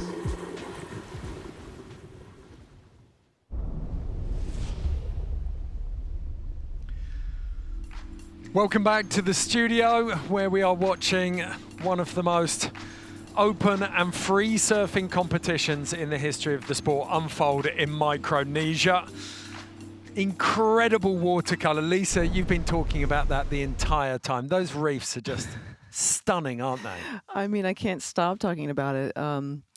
I've never seen anything like this. It is gorgeous. I would almost just travel there just to go swim in it. But it makes a pretty wave, doesn't it? It does. Finals time just around the corner. The women's coming up, and it's a mouth-watering prospect watching two surfers who've got absolutely nothing to lose and everything to gain from this final. Yeah, Mila Brown against Kira Pinkerton. What are you thinking there, Oh, Lise? man. Well, it's a tough one, right? I feel like Kira is just like stuck in my mind with all her charging in the last rounds the other day. And today it's a little different, right? And so maybe the kid will start doing some little tricks and we'll see something new and fresh. And I'm excited to see either one of them. They were both charging when we had 6, 8, sometimes 10-foot sets on the first day. Sure. How is he going to change the approach massively? Are we going to see different surfers now it's scaled down a little bit? Yeah, I feel like Kira's got power in her turns. And when she hits those turns, it's like she's only 22 years old, but it looks like an adult. You know, it's got that authority in what she does. So I feel like that's an advantage for her over that sort of more youthful style of Mila Brown. But again, it's going to come down to the wave selection and who can find the biggest, meanest, heaviest waves and the deepest barrels. And so far, Kira has just shown a relentless attacking approach to it. Whatever brief they were given as well, Lisa, about the judging, both surfers seem to have understood it completely, like the way they surfed each of their sessions. Yes, I think that they were paying attention for sure. And, you know, the beauty of it is that, you know, a lot of them were standing behind the judges during other rounds and stuff like that and got to listen to what they were talking about, what they were looking for, which is important. So, you know, you know, that's part of your strategy too. And, you know, if they kind of get a nod of you watching and listening, maybe that'll help you out as well. So. Okay, we're going to get stuck into the final very, very shortly. Let's take a little look now. See what we've got out on the reefs. Nathan Fletcher's out there again. He's been giving us all of the intel from the edge of the reef on everyone just before they head out. What have you got to say, Nath? All right, day 2 of Natural Selection Surf with the women's final.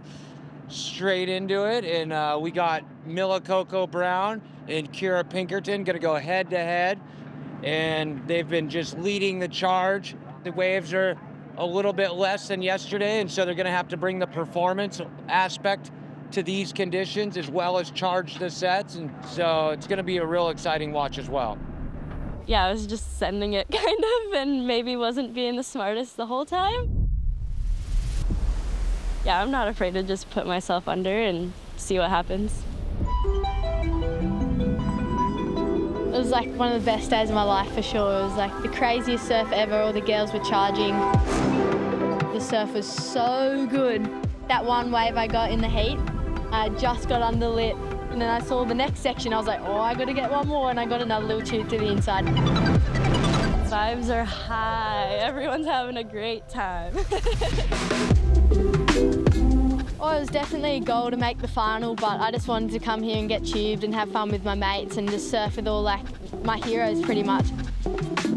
Yeah, just have fun. I think this is everyone's dream event, honestly. So excited to surf again, especially against Kira. She charges so hard. So we're here to get some of the best waves of our life, and I think that's what everyone wants, so that's the plan.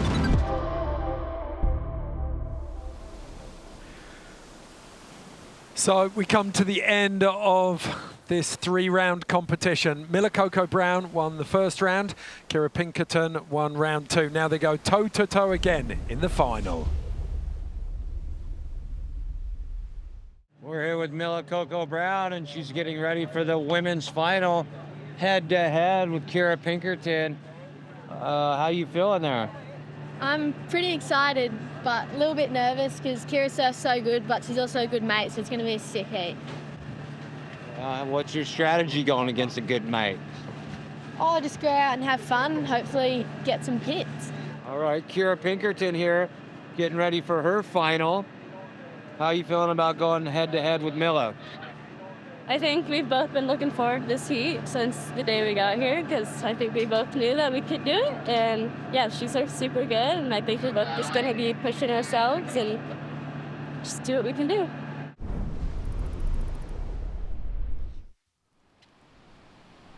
So now we step up for the women's final presented by a New Earth project. Both women in the water, and no surprises to see Kira Pinkerton sitting a little deeper. Buzzer goes, 60-minute heat. Look at that view of the reef when you see it like that. And the changes, the transition in colour indicate the depth that this swell comes out of and how it rears up and lurches onto the reef. So excited that we're finally here and the final's on. Let's go. So Mila Coco Brown, first rider up. Little smaller inside one there, Lisa. Great surfing. This is the first time I'm actually seeing her like ripping a wave like this, and it's so impressive. And you mentioned it on the first day, Lisa. She was in the like Aussie Olympic feeder skate program, wasn't she? Oh, so wow. she's got that real drive, that skatey. Like she's not just a big wave charger. No, she loves snowboarding. She loves skateboarding. She loves all kinds of board riding like we all do. And this opening ride was solid. There was nothing that kind of, you know, really caught your attention. It was kind of a warm-up type of a wave in a 60-minute final, and you'd hope to replace that with something of more consequence. Kira Pinkerton just looping around on the inside here. Mila Coco Brown again, though. waiting for it to stand up, jumping and hopping over little parts of the reef. Yes, I'm wondering if this is it smaller than the previous round, but it is still so clean out there. Yeah, definitely. Well, see, look at that. You got a little bit more height there for Kira's first wave. Big turns from Kira. Wow. Oh, they're matching. That end turn Mila did was huge. You see that turn, Ger? No. Watch this replay, man. Okay. It's on the screen. Okay, I see it. So he misses the replay. Driving a cut back there into the closeout, beautiful closeout turn. That was lovely, wasn't it? The timing was beautiful. Finding the lip all the way down there. A little bit of technique, holding the rail. Okay, wave for wave. We see a different board under her feet, so she's gone down in board now that the swell has dropped that little bit. Couple of nice turns there, but definitely the advantage to Mila Brown. Yeah, I would say so. Coco, Harry, Mikey, VB all watching from the Indies surveyor there. See what the judges think. Oh, look at this one behind. Pam looked like a bird of prey there, didn't she? She wasn't going to miss a thing. Here we go. Coco just waiting and pulls out. Only 17 years old, Mila. Got a huge future. Surfing so far beyond her years in this comp. Especially in the charging department. Definitely. This is so good for her surfing. Yeah, imagine this being like this is your yardstick. You're like, yeah, this is how I surf now. Here she is down the line. Woohoo! That was bad. That was a thick lip. Packed it. And this is exactly where credo comes into play. Ooh. Yep. Just willing to take off on that and commit. Yeah, but it wasn't, it wasn't a score of consequence. It isn't going to influence anything. Kira Pinkerton's been patient to date, and I think she knows what she's looking for. Could this be it? Oh, it's a lump. Woo. Get it. Oh, no. No. Oh, I wanted her to get in that so bad. Just bogged a rail on the bottom. And you can see the wind, the wind pushes those wind ribs down the line, creating sections that break in front of you. And right in front of her, Mila Coco Brown takes off. And again pulling into a closeout. That had some consequence. That had some value, that one, because it was deep. Look she at was the drop. late. Yeah, late on the takeoff. Wow, yeah, that was an excellent drop. I mean, scary, right? She just dropped out of the sky onto that one and straight into the barrel. Technique, got gobbled up, but it's all about going for it. Zero hesitation. She knew that's where she was going, no matter what the wave did. Yep. She was headed under the lip from the moment she took off. Kira Pinkerton, body language is just showing a little bit of stress, I reckon. Well, it's still 38 minutes, so it's premature stress, I would say. And there's plenty of time. Mila Brown. Staying busy. Let's see what she's got.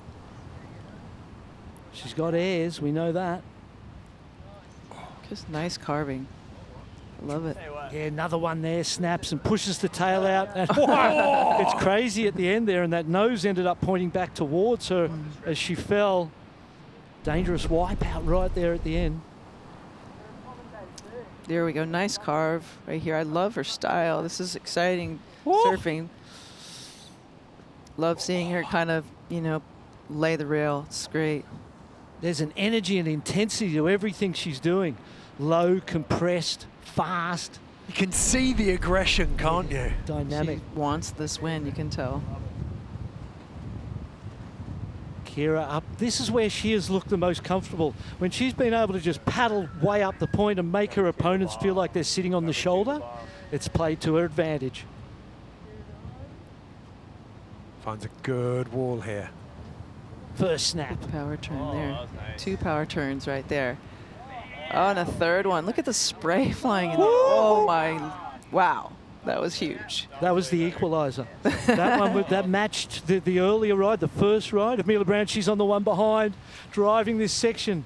Is there going to be a tube ride? Because that could be the differentiating point. If you could get barreled, both the girls are doing beautiful turns into the last one. Comes Oh unstuck. my goodness. That was lovely. Like, we've seen the aggression from her, but there was a period of that ride where she was so patient, waiting for a section, waiting for that part of the lip. Watch the spray fly from these turns, though. It's the third one, isn't it? Yeah. It rolls up in front of her. Oh. Do you feel like that's the best wave of the final I so think far? so. I think just because it's, I don't know, there's something about the power that, you know, that there's something so flary about it for me. Like, if I was on that boat judging, I would have said yes, for sure. And the way she sits on the tail of the board, let's have a look at this one. Little flat there at the start, waiting for it to stand up. Drive. A little, see that the arc Speed in that turn. turn was, you know, both those turns were cut a little short because of the speed of the wave. Then there was the incompletion. Sick The timing. advantage feels like it's whole swung. wave shit, nice timing. Now, is it? Is it better than Mila's? Better than Mila's. Mila's other one. Yeah, this one didn't really work for her. Hey, it was racing. She was onto it though. Like, it was a bigger wave, but Right here. this is nice, Oh. yeah. But I don't think she would stoked Like that one. loading. Yeah. Yeah, that Pinky. nose of that board was coming right at her head. Kira, that was the best wave of the heat I think. Yeah. Ian Crane agrees with you. Kira's the Lisa. 6 each turn was bigger than the last. Yeah, it got Like bigger she like and hit bigger. it, and then next one was bigger, and then next one was bigger, and then Yeah. tagged the end turn. It was like Yeah. You could see no her, pumps her in between. intent. Like, her intent was like, I'm just going to hit this as hard Yeah, as I can. Like, rip that wave. really. Yeah. No pumps, just straight up and down. I like this. Oh, it's 100. close. Nah, advantage Pinkerton, even though it's only one wave really compared to one other wave, and that makes sense at this point in time that it's 1 versus 1, and the edge to Kira, I agree. Or are we going to see another pendulum swing where the momentum shifts? The wave flattens out though, needs some action, something's got to give here. I love the way there's so much board out in front of her, it makes things look bigger, gets stuck in the white water, that's not really going to influence things much, you wouldn't think. That was sort of horrible wave selection maybe, but I could see how being impatient comes into effect out here. I mean, there's just, it's hard to resist these waves, right? Yes. So a bit of time for Miller Coco Brown to think about this one. Be interested to know at this point whether she, like, she's got a good body of work done, but does she know that Kira's out in front?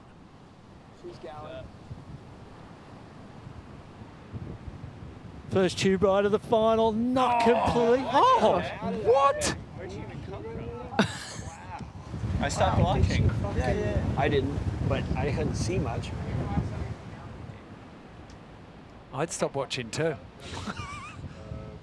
Yeah, that was sneaky. She was so deep. Little magician. Yeah, how did she get out of that? Again, it didn't feel like something that was so influential in the result. Oh, it's another good size wave for Pinkerton. Beautiful carve back to the pocket, Lise. Oh, this has got a nice angle on it too, this wave. Oh, that was great. All we need is a little tube ride here. Little floater, little finishing turn. Oh my goodness. Missed opportunity there. That end section is dangerous. And the energy in the ride kind of tempered down. She needed to pick up the energy at that back end and keep her intensity, finish that thing complete, and the advantage would have squarely gone to her. Yeah. Yeah, she'd have a decent bit of daylight between her and Miller potentially. Yes, and this is that different angle that it's hard to really see the spray from this point of view, but you can kind of see the size of the wave more. And then this last turn is ouch, you know? Yeah, it was ouch. Ouch. I wouldn't say this unless Kira had said it herself, but she's talked about being told in the past that she doesn't bend her knees enough, and she said that stuff sticks with you. Like, it's that kind of criticism is something that she works on really, really hard. I've got to say, there's a couple of moments in there where she's getting low and driving. Like, she can look back at that and be proud. Feels like the bigger the section is, the more drive she can get out of it, the lower she can get, the more time she has. At the end there, things had to happen fast with those quick twitch fibers of the body. Both of them headed for the shoulder.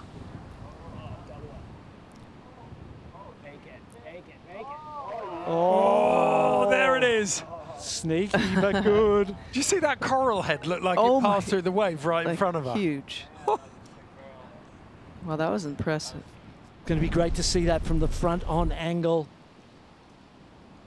Bigger wave. Good size wave right now. Yeah. Drops in. Straight in. Straight away, Lise. Just fits perfectly in that little section. Nice little foam ride and just spits right out. Does that surpass the rides with the 4 turns? I'm not sure. Oh! That was well done.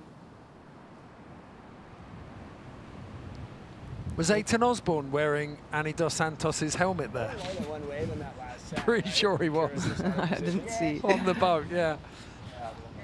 Okay, 5 minutes left in this final, and it is perfectly poised. Like, you couldn't give it to either of them convincingly now, could you? Very, very tight. It's very tight. There's been a level of discomfort at the finishes of all of the rides, you know. Whoever can keep that energy from start to finish, this is going to be an important wave here.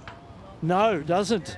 Ooh. Section's out. She cuts out what's behind it. And is Miller Coco Brown in the perfect position? She could be. This one looks a lot cleaner. There's the coral head doing its thing right there. Or the cameraman. That was the cameraman. Driving, another beautiful turn. No tube rides, but great maneuvers. Something that's one more. No, doesn't get the final turn, but that feels like an influential ride of sorts. The wave was soft, but her energy and aggression was on point all the way. Yeah, I like how she just puts herself in the right, perfect spot of the wave where the energy is, which is what you want. You know, and it's like she has this like springboard effect, it seems like, you know, like how she just knows how to react at the right time. And she's not racing the section. She's able to finish all of those turns. I feel like those turns were better turns than we've seen on any of the other rides with turns. You couple that with her tube ride, and I feel like things might have just swung the Australians' way. It felt like, you know, Kira Pinkerton was in the driver's seat for a while, but the tube followed up by that one for Mila Brown. Feels like, to me, that things might have flipped. I don't think either of them know for sure here. Just clocking over 3 minutes. Kira Pinkerton and Miller Coco Brown both looking for something. An exclamation mark on the end of this Natural Selection Tour Surf Finals. Big set. All right, let's see this.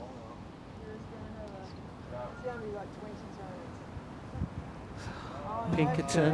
Oh no! If she just got like a super deep barrel, then it would completely switch. And now you see the difference in this competition.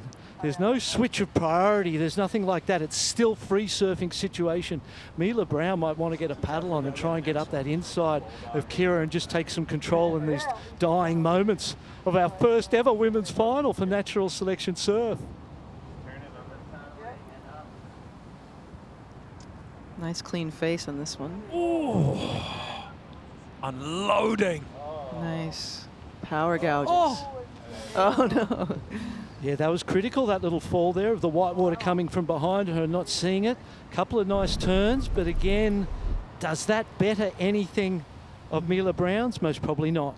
I don't think it even betters Kira's on wave. Yeah. Fair call. But A for effort. His first turn was beautiful. Yeah. This one's great. Until that thing just snuck up on her. 30 on the clock.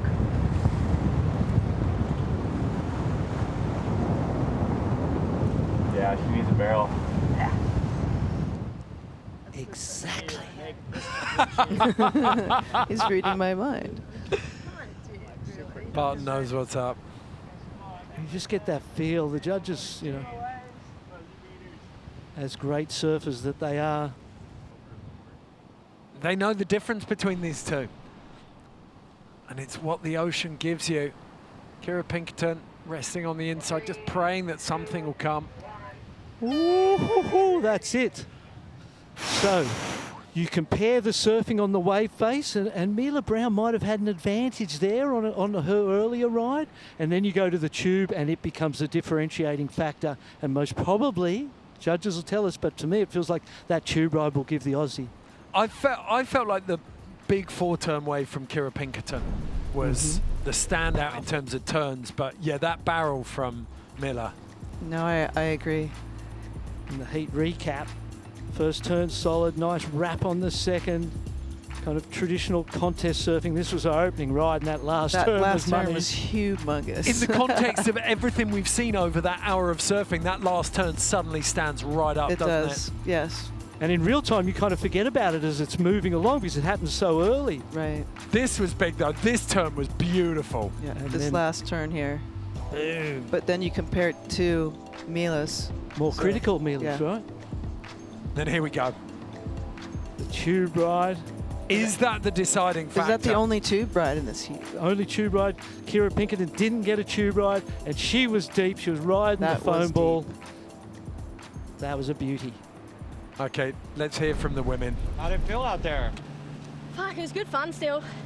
Just lots of turns, which is fun because yesterday was a big day tube, so it's kind of good to get some turns under the belt, but it's always sick to have heat with Kira. It's so much fun, and yeah, we had a blast out there. I felt like it was interesting watching because you guys were just going head to head, and wouldn't you want to know who won right now? But you guys gotta wait. We have to wait. You sure do. It's great. I don't really know how I did out there, but I feel like both you guys did great. I wouldn't want to be a judge today either. Yeah, I was like, we don't really get perfect waves with no one out often, so I was like, ah, whatever, we'll just go for it. Especially with just you and your mate out, it's the fucking funnest thing ever. So how'd you feel like you did, Kira? I think I had one really good one, and then other than that, I don't know. It was kind of a long heat, so I forget. I feel like what really every happened. time I caught a wave, I turned around and Kira's just doing the biggest down carp, and I was just on the inside like, it was so tapped. She got the only barrel, I think, in the heat. It was just hard to choose the right ones too, because it was like so bumpy and like so tricky. Yeah. But it's good. It really tests like your ocean knowledge, I guess. Like I was like struggling out there for a bit. I felt like I was in no man's land for half the heat. So I was just like paddling it, so it would be like there, and then we just look at each other like, is there even waves out here? And then we just see one like spit down the line, and we're just like, oh. Yeah. We were just sitting down there, and then we went up the top, and one comes from where we were. I love it. I want to know.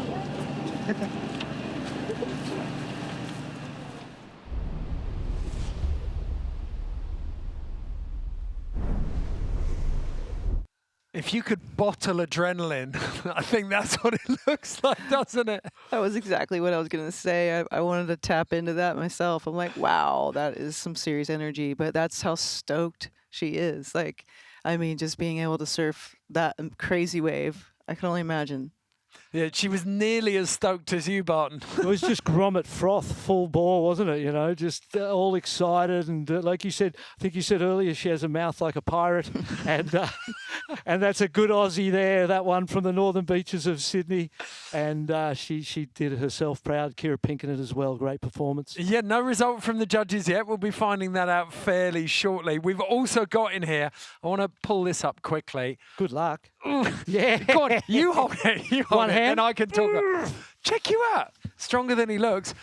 These are the Natural Selection trophies, all of the different sports. So we've got, yeah, it's heavy, isn't it? It's crazy. Bike, surf, snowboard, and ski will all have versions of this, put together by an artist called Weston Lambert, a sculptor out of the Pacific Northwest. He crafted these out of glass and rock. He said, in the context of human lives, rock represents let's rewind it. Rock represents the solidity and timelessness of the earth, and then you've got that glass, that fluid opacity on top. So really, really beautiful. And one of those women, Kira Pinkerton or Mila Coco Brown, are going to be taking home one of these. If you're interested in some of the Natural Selection artwork, then the poster over, I've got this one. This shoulder is by Mike Perillo, another Pacific Northwest artist. I think he's based out of Hawaii these days, though. He's done these. We've got fine art prints of these. There are 25 of them that have been signed by all of the surfers. If you go across to naturalselectiontour.com, you'll find those on the merch page of the store, and you can go and get one of those limited edition 25 posters. Okay, take a deep breath, everyone. Ready for men's finals? So ready, mate. Jumping out of my skin. We got Al Cleland Jr. going up against Solly Bailey. We're going to go for a quick break. When we come back, though, those two will be in the water and battling it out for the Natural Selection Tour men's surf finals. Flat tires, broken gear, questionable advice. Those are our teachers. Adventure catalyzes discovery. Obstacles forge resilience. Struggle unlocks potential. This is why we go.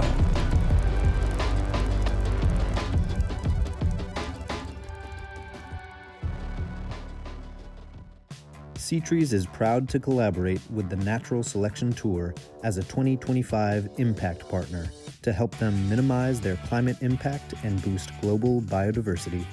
We do this by restoring and protecting marine ecosystems around the world, including coral reefs, kelp and mangrove forests, seagrass meadows, and coastal watersheds. Want to make waves like the Natural Selection Tour? Then dive into seatrees.org to get started. Every great force begins in stillness. Above, the sun fuels all life. Below, the ocean holds the seeds of something extraordinary.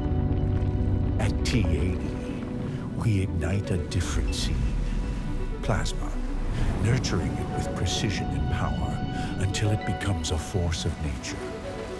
Like the ocean, fusion energy harnesses fundamental forces to shape plasma into waves of pure energy. Magnetic fields contain this super-hot energy cloud, releasing heat and electrons naturally, cleanly, endlessly. Fusion is the future, transforming energy, industry, and the world. Catch the wave of the future with TAE.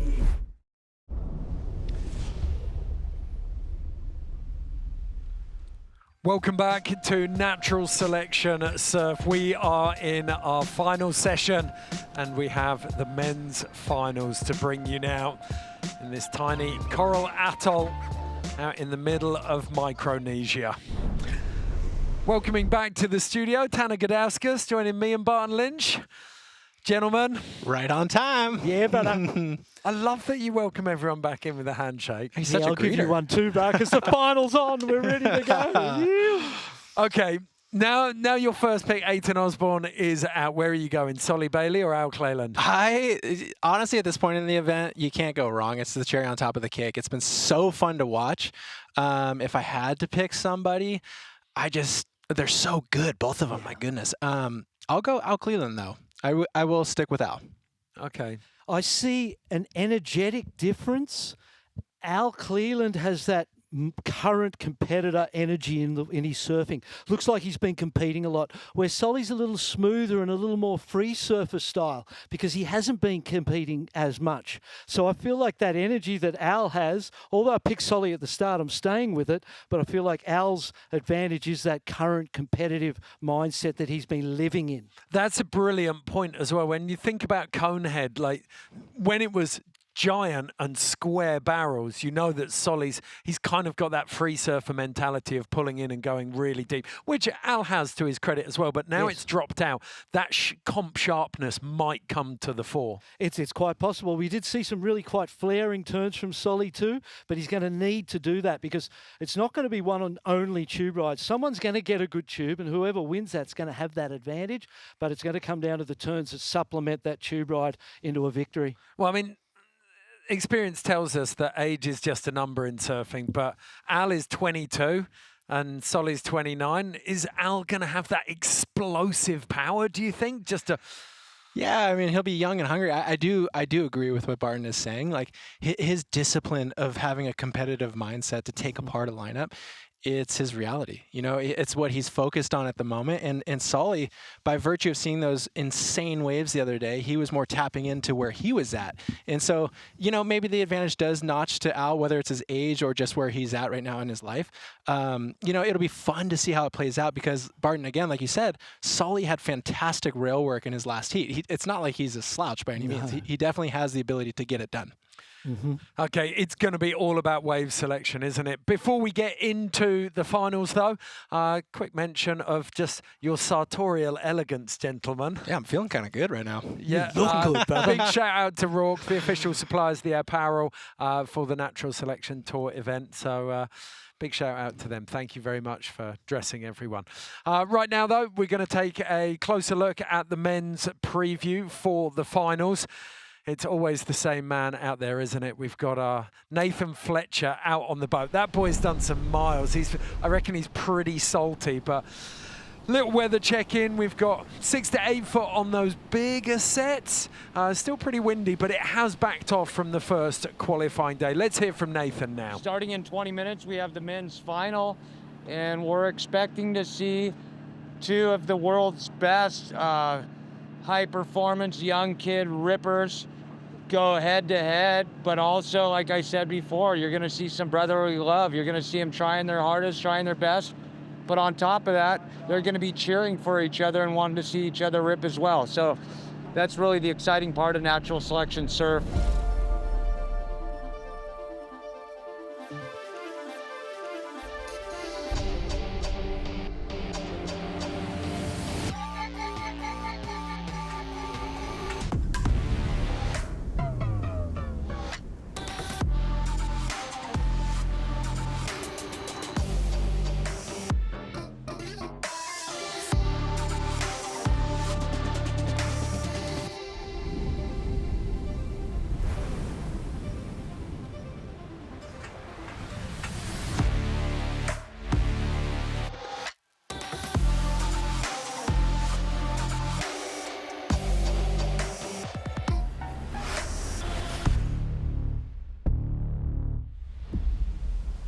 Solly Bailey and Al Cleland have fought their way through round 1, round 2 and the semis, and now they go head-to-head in exactly the same format final as the women. 60 minutes to impress the judges. I noticed both you guys are having a beer pre-final warm-up. Yeah, it's a fucking... The boys all crack one up there, and this is what it's all about, having a good time with mates, you know? Yeah, this is what we came here for. Came to get good waves, you know, good camaraderie, and have fun. You know, the waves are not like they were yesterday, so we got to make the most of it and enjoy it. And being in a final is already a huge accomplishment for anyone in this trip. So to be in the final with this guy, I'm super stoked. Yeah, bro. Cheers, man. Let's fucking go. I don't know.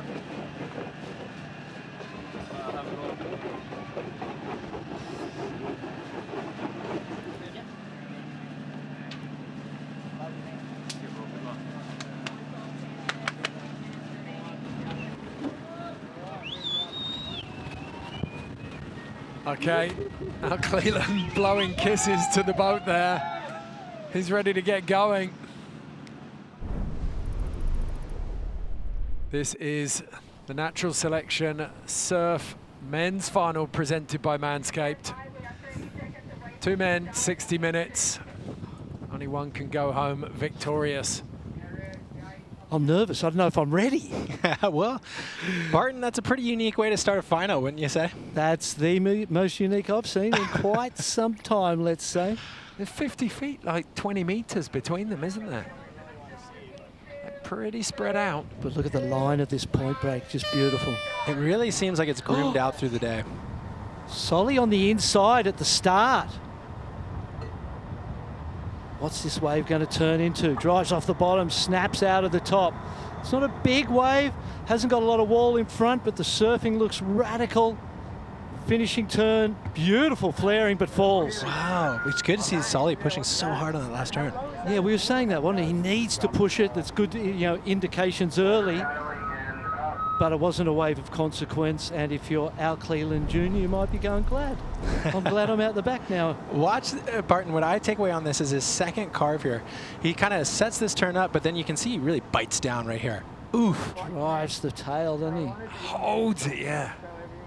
Shame that it was an incomplete, because 3 turns connected like that would have been powerful. The fall at the end kind of almost makes it a null and void ride in a sense. He kind of went over the bars, didn't he? Bigger is better, boys. Well, here we go. It looks like Al Cleland out the back. Driving from super deep closeout. Ooh, mistake with wave selection. Look at this one. He's left that out for Solly.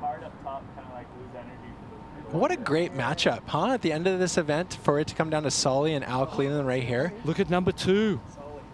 Solly's paddling. He sees this wave. He has to paddle out to it, such is the size. Smooth face too, Tanner. Here we go. Well, hopefully he's going to take it to the rail right here on this first section with a powerful gouging hit. Oh, I just love the way Solly lays into those. Come on, right? Yeah. A lot of meat on the bone. Yeah, and there wasn't a lot in that wave, but what he made happen in that short space of time was perfect. He couldn't have surfed it any better. It's 2 depth charges, aren't they? Just boom. Powerful. See the spray? Boom. It's that classic. Well, 52 minutes is left. So Sully's probably talking to Darren, saying, hey, are you seeing some good ones in here? Yeah. I mean, why not? Use your environment. Yeah. He's talking about DK there, yeah? I think actually he might be talking about Darren Crawford, who is the water cinematographer in the lineup. That's kind of interesting to hear Gerd talking about that. Solly up and riding. Beautiful carve. Look at the spray. Sure, the wind grabs it and throws it, but it will impress the judges. Is there a tube ride? There's a fake up. Tried to fake that one and turn it into something. How great is it, Barton? Like, we basically laid this up, right? Saying that Al was going to have a competitive edge because he's currently in the game more than Solly, but yet we're seeing Solly just show us that, hey, he's got basically a lifetime's worth of the discipline, and he's implementing it right here where it counts the most. He's going to come in, change his board, and the biggest wave of the day is going to come through. I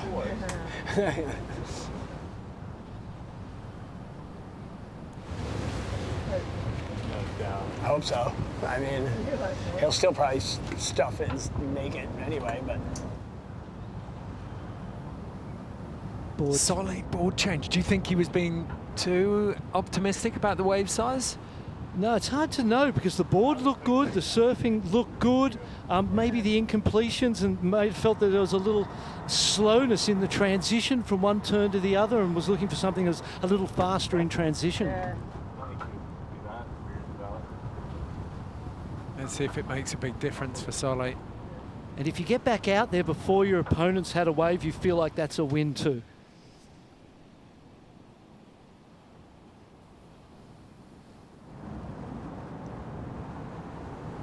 And interesting to see Al where he's facing. Where are the waves coming from? Behind him. He's actually facing down and looking at Solly and paddling that way. That was interesting in itself. So 40-minute mark, Al back up and surfing. Oh, there we go. That's that classic Al wrap and into a nice blowtail layback. I mean, a little bit more on the creativity. Oh, and he goes down. Oh, that might be the first commentator's curse. Far out. Is that on me? I was thinking it is on you. Yeah. I was thinking, though, when I was watching it, like, there is that sharpness. There's a power and a sharpness to his performance in these first 2 turns with what we were talking about being competitively match fit and ready. That is a very disappointing slip there of the back foot. Calling a timeout, and then all of a sudden the set just comes. You're like, oh. So another chance here for Al.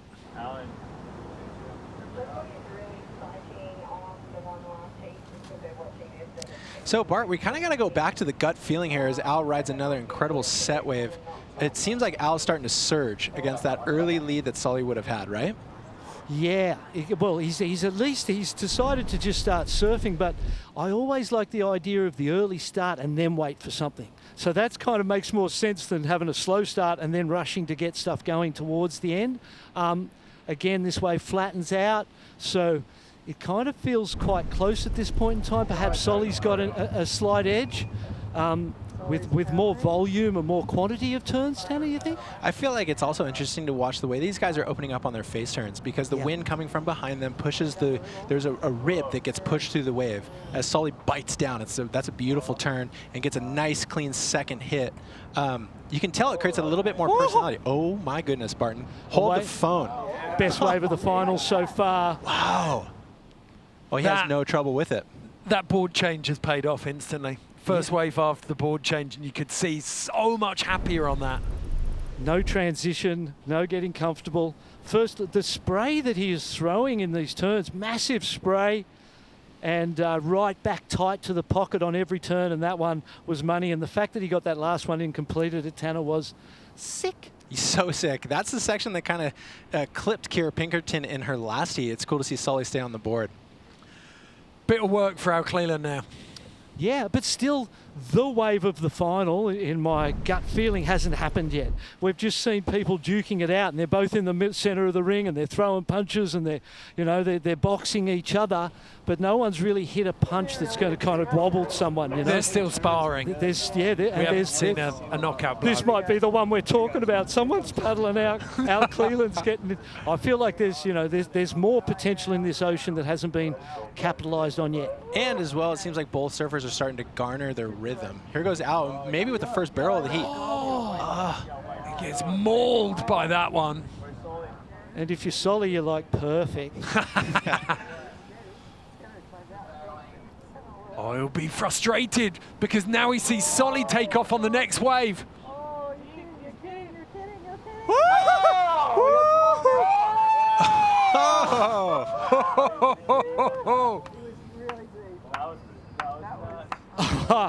Well, that was exactly what I was talking about. Literally. And that was the wave that is a differentiating factor. Turn for turn, they were both. It wasn't going to decide the final. This one here very well might.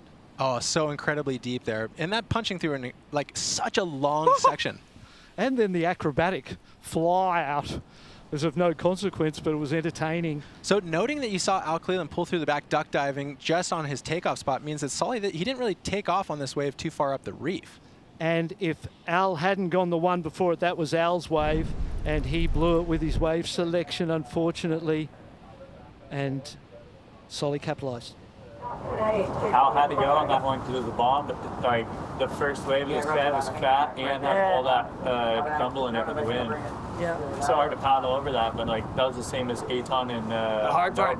Yeah, the hard part with that was some of those things look like they're crumble, and then as soon as they take off, they go woof, and they're incredible. And if you did go, that was the winning wave.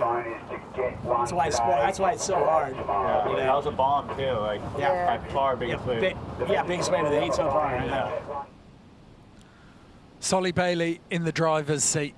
What can Al Cleland do here, Tanner? Oh, he's got to knuckle down. You know, they're making a really good point about that second wave being a much cleaner wave face, which allowed Sully to get deep in that barrel. Maybe Al can take a little hit from that. But again, it's wave selection, right, Barton? Sure is, and look at this one, Solly Bailey flaring out of the top, the momentum building, a beautiful carve down into a closeout turn that is magic. He is hitting peak form right now. The tube ride set it up. That's another nail in the coffin, or in a step towards a victory here. It took more than 30 minutes to get that tube for Solly. Like, it's a big gamble now for Al just to sit out there and wait for that. You got to. And what do you do, though? Essentially, like, do we know Sully took off from the takeoff spot, or did he get it on the way out? Like, Al, you have to know if you're sitting in the right spot for that kind of wave as well. And we heard Miller Coco Brown talking about the women's final in exactly that context. You're watching waves breaking either side of you. Good timing to time the last turn, you know, like the way, and he didn't hurry. He didn't hurry, and just got right up in there in the main spot. First turn he projected too, like went up into the lip and then he didn't stick it. It's kind of like let it float it. Yeah. So he had all that speed for a big down car. And then straight into it, like no pump. It was sick. You're on. What about Al right here? What about behind it? Did you notice Martin Daly driving the boat backwards there? He stood with his back to the controls, just jibbing around. Right, Al, ready to answer back now. Oh! And we did talk about it before that Al had been, he'd perhaps been in his peak form prior to this final. Solly had not and was building towards it. And we see really at this point in time, although it could still go any way with 14 minutes on the clock, at this point Solly's performance is heading in the upward trajectory and Al's has been kind of heading the other way a little bit. And again, Solly finding a good takeoff spot. Floats that section, drives around into a beautiful layback snap. He's really having fun out there now. Is there more to come, Tanner? It's great because we're not necessarily worried about the individual score. So for Solly, even that last turn, he's, as a judge or as a spectator, you can feel his rhythm, right? Yeah. You can see that he's feeling dominant over the day. Yeah. It's actually really cool, like seeing the credo play out. And can you imagine his confidence having, he gets that first wave with all of the turns, then he gets the barrel wave. He knows that he made the right decision coming in and changing. Absolutely, 100%. Here it is on the replay. And again, it was just another wave that consolidates your authority in this position of leading this final. And it's playtime almost for Solly. He's just able to really push stuff further and further because the base is established. Now he's just getting radical and trying as hard as he can to keep pushing upward. But the best competitors never say die. Well, that's what I was just going to say. The only bummer here is that he did kind of leave the door open for Al to go to the pole position right here, throw the hands up. But you never know, like the wave of the day might still be coming through, Barton. That's what, that's what you live in hope as a competitor, as an Al Cleland Jr. supporter. That's what you have in your mind. And he has something in mind here. He's paddling. He sees a good one. Solly's just there looking at him, wondering how good it's going to be. It looks clean on the wave face from here. As Al kind of sets up, get the speed, and this is a bit of a layback sesh going on. Oh my word, another gut buster. Al connecting where he should. Well, we love it, heat's on here. Yep, take it to the club sandwich world. Oh, Al, so adding a little bit of spice and creativity there at the end of that wave, that was exciting, right? And you can hear the judges and the supporters and everyone on the boat, the other surfers, they want a final. They wanted Al to get back into this thing. That gets him back in from a turn-for-turn perspective. The tube ride is still the differentiating factor. We saw it potentially play a role because we don't know the result in the women's, but this front-on angle is going to tell us how powerful and influential this score is going to be. Oh. It's looking good, Tanner. What a patented series of turns, huh?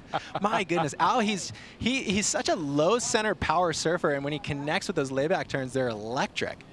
That needed to be completed maybe just to finish with that positivity. But that was the sort of ride he needed to start to build that momentum and hopefully bump into a good tube ride that could match Solly's. Yeah, this battle's come to life now, hasn't it?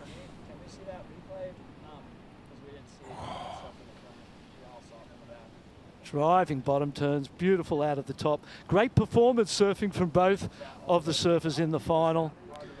Which is great to see because on the day of days, they also were the guys charging some of the hardest. So it proves the concept that, they are the Swiss Army knife of competitors. And then when we see the results, what I feel has been proven is that you don't need to score rides to know who's winning. I agree with that, Barton. That's it. I totally, and look at the camaraderie we're seeing here as well. Like 45. Yeah. Well, Al's feeling it for him. Don't surrender, Al. Not yet, man. There's one tube coming. Except Solly's on your inside. It feels, watching that, it feels like Al's conceding there, doesn't it? Yeah, well, it was a great final from Solly, start to finish. He started strong. He did what he needed in the middle to really take control, the stranglehold, and then finish strong as well. And it shows that camaraderie, right? Like these guys are supporting each other. Al's in the water and he's able to take the hat off and be like, hey, great job. Look at him. He's hyping up his boy. Yeah, it's so cool. The ocean's gone flat. It feels like it's over. There's still 10 seconds, but this one might be decided as well. He won round one, that session. He won his semi-final. He's won the final. That is an incredibly emphatic performance. Well, he might have won the final. Well, still got to hear what the judges think. Yeah, but looking at Al Cleland there, he's like, that looks like he's conceded to me. Fair call. I mean, he had a great heat.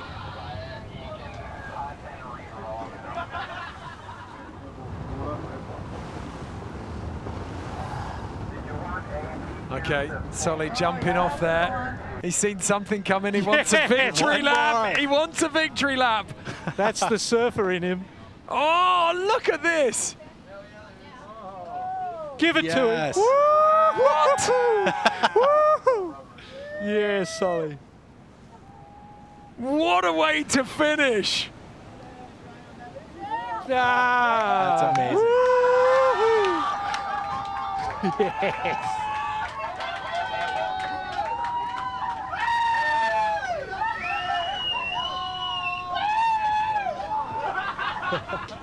That was the ocean just giving a little gift, wasn't it, to Solly Bailey? You know that you're doing the right thing. You're in the right place. I feel like that as someone involved with this event, that kind of proves our point.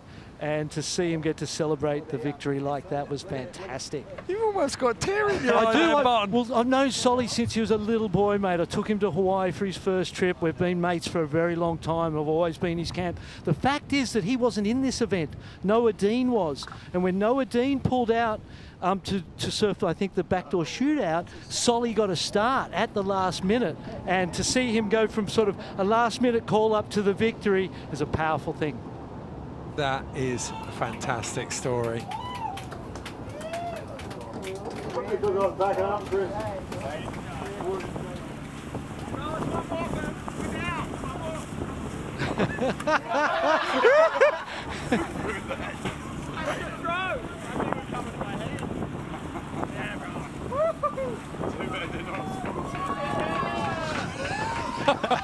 Well, you can tell that we're out in the jungle. We're away from the real world and things feel different.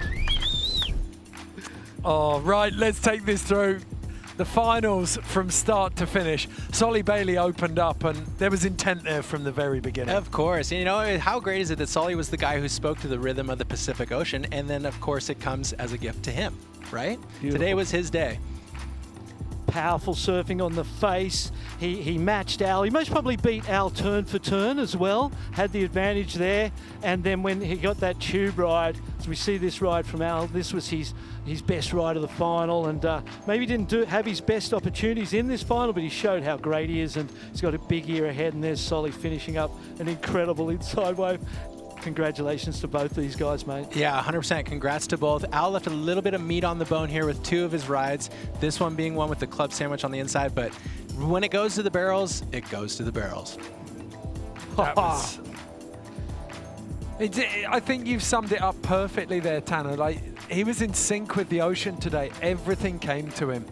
Well, and that's the way it always is. It's never any different. That's the story with being a surfer, isn't it? You've got to fit in with the ocean. And you think about it, nobody knows what's going to happen next. Not a coach, not a surfer, not a judge, no one, except for the person sitting there in the lineup. They've got to make their best guesstimate of what Mother Nature's going to do next, whether this wave's worth going, because you can do the right thing in one moment and 5-10 seconds later, it's the wrong thing. As we saw with Al going the first one and behind it, Solly's wave. So you never know, and you've got to rely on yourself and go deep to connect with the ocean in that way, and Solly did that today. It's almost like a chi thing. Like, you can't force, you absolutely cannot force that rhythm with the ocean, especially in the Pacific Ocean, because as soon as you start thinking, well, then you're out of your flow state, right? That's And it seemed like Solly was connecting with that like heat after heat in the sessions, and it's cool to see him come up as a winner. I mean, Al, to his own regard, was doing the exact same thing. I think Solly just might have outcompeted him in that last session. Yeah, the energy was there, and it was a passionate display from both of them. And then to hear the crowd and the other surfers and everyone have such a good time at a surfing event, that was sick. Yeah, we saw there, we had a little bit of, from Al in the semi-finals, he turned the tables on Eithan, and then you get in there and Solly just had it all his own way. He made it go that way, didn't he? Positioning, wave selection, what he did on the wave face, the rhythm, the flow with the moment, and then into that celebratory ride after. Just proved the point, mate. Mother Nature knew they went, here, have another one. And the fact that he jumped off the sled off the jet ski and got it was magic. And too speaks to the fact that heat or no heat, like he's a surfer, like he wants to ride those waves. It's like, I think the whole crew kind of embodied that, which it's like, you know, Al celebrating the fact that Sully won, Sully just after the heat getting another barrel. It's like, it felt good to see that, you know, in a sense where it wasn't so strict. It's like, I won. It's like, who cares? Let's all have a drink and celebrate the fact that we're all out here. This is a trip of a lifetime. You know what I mean? Yeah. That is definitely the way to celebrate. Okay, we're going to take a quick break. When we come back, we'll have both the men's and the women's podium ceremonies. We'll see you very shortly. All right, MTV Cribs, welcome to my garage. Into the barrel, out the tube. Magic words. Only one way to go. She's tripping. Yeah, I'm psyched. This thing's gonna go fly like a freaking flyboy, so we're gonna have fun. Magic. As you can see, I love it. Fun, something not so serious. Are these considered panels, or is it concave? Bye! Now get out of here and go surf!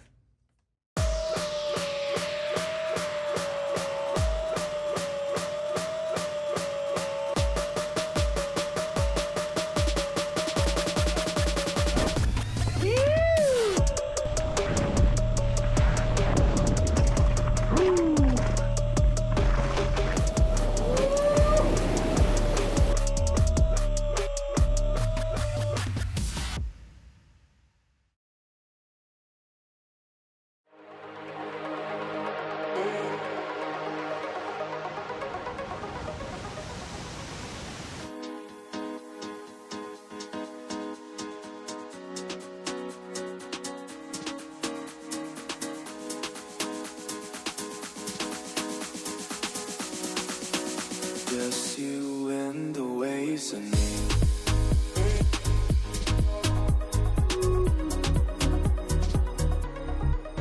Sunrise awakes our seaside dreams. Barefoot traces on the mind. Echoes of our hearts go line. In your gaze, the tides inside.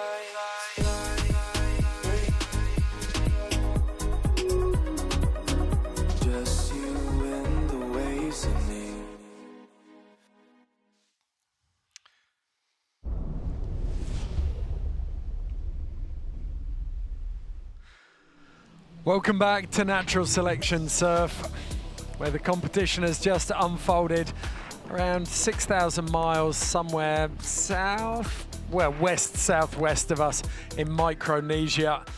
And what a fitting conclusion it was to, it's got to be said, a breathtaking competition. That was really, really strong. Still no solid idea of who's won the women's though yet, Lisa. Yeah, I mean, it's definitely close, right? Right? Yeah. I mean, well, you thought Miller Coco Brown? Yeah. Kira from the beginning? Yeah, that was your original pick. On the strength of what you saw, Barton? Yeah, I feel like, again, the tube rides make the difference, and Mila Brown looked like she might have won that one, but we'll see in a moment. Okay, well, we'll find out very shortly which of the women took it. Will it be the barrel or will it be those huge 4 turns from Kira Pinkerton? Let's take a look at the podium ceremony.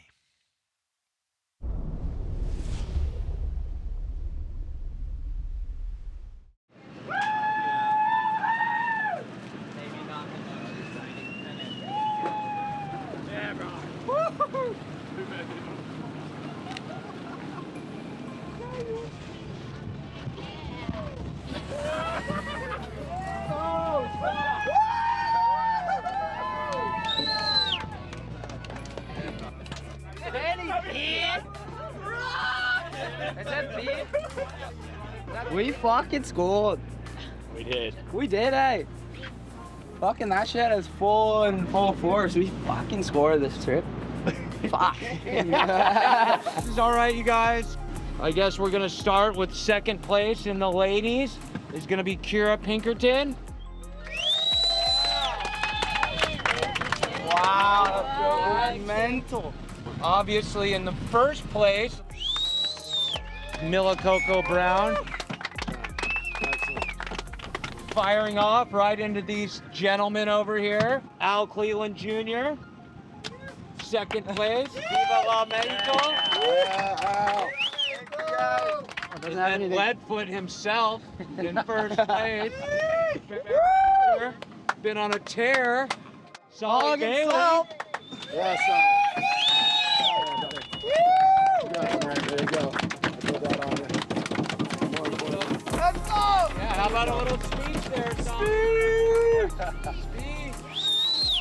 To start with, I just want to thank everyone for this. To create something like this is truly, there's a lot of background work that goes into this, and I'm just truly honored to be here and be amongst all you guys. I'm kind of actually speechless, to be honest. I just fucking had the sickest day.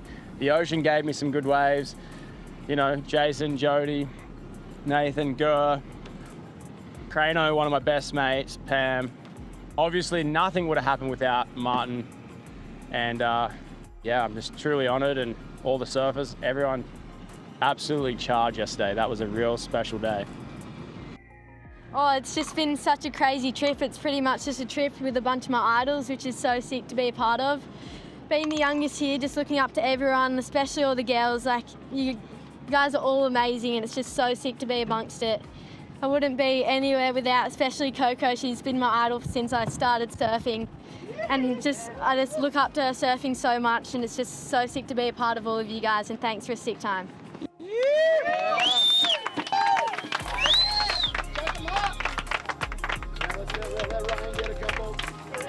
Thank you, Marty!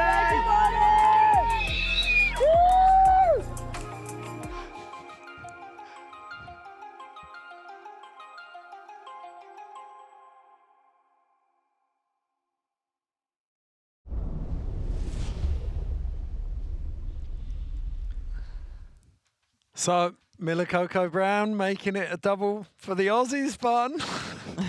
Did I call that? How shallow. Did I have shallow? You did, Barton. Woo! Got it. I think that was amazing. The whole thing was amazing. And to see the camaraderie and the feeling from that presentation there, from the boat there were no losers. There was no points, no scoring, no stuff, interferences and priorities and all that stuff. There was just surfing and friends and camaraderie and the type of thing that we all hoped it would be. So shout out to all of you guys here doing the commentary, casting your eye over this work. You guys all called it, like Solly shouted it out, thanks to the ocean for giving me the waves there. Like that was a huge part of it for him. I mean, the whole experience is so special. Even for myself, I'm surrounded by world champion surfers. I'm in the booth. I'm calling an event that is fresh within surfing, that's like cemented through Travis Rice's legacy, and to see it come to fruition like that and hear those words from the surfers, it's so validating, right? Like, we watched it, we were all psyched, and it's like Sully is thanking every single person by name. Yeah. He's so grateful for the opportunity. It's a trip of a lifetime. It's like, it's rad, dude. Like, I think this is straight up the future of it. And as for female surfing, when you look at someone like Miller Coco Brown taking that title at 17, what does that mean? You mentioned earlier in the comp, Lisa, all of those 12, 13, 14-year-olds that we're seeing coming through. What does it mean to them to see someone like Miller win? It's huge, right? I think that she's inspiring so many more other girls right now. They're all going to be itching to try to qualify for an event like this for sure. And just, you know, putting their best work out there just to be noticed. And it's going to, you know, it's going to really inject like this, you know, motivation to these girls. And also just Milla is not going to forget this day, obviously, you know, being with all her heroes and peers. And what a way to, you know, put herself on the map. 100%, yeah. That's rubber stamped her legend status, hasn't it? Okay, we can take a look back now at some of the highlights from the women's event. So let's check out the finest bits of female surfing that we've seen over the course of the 2 days.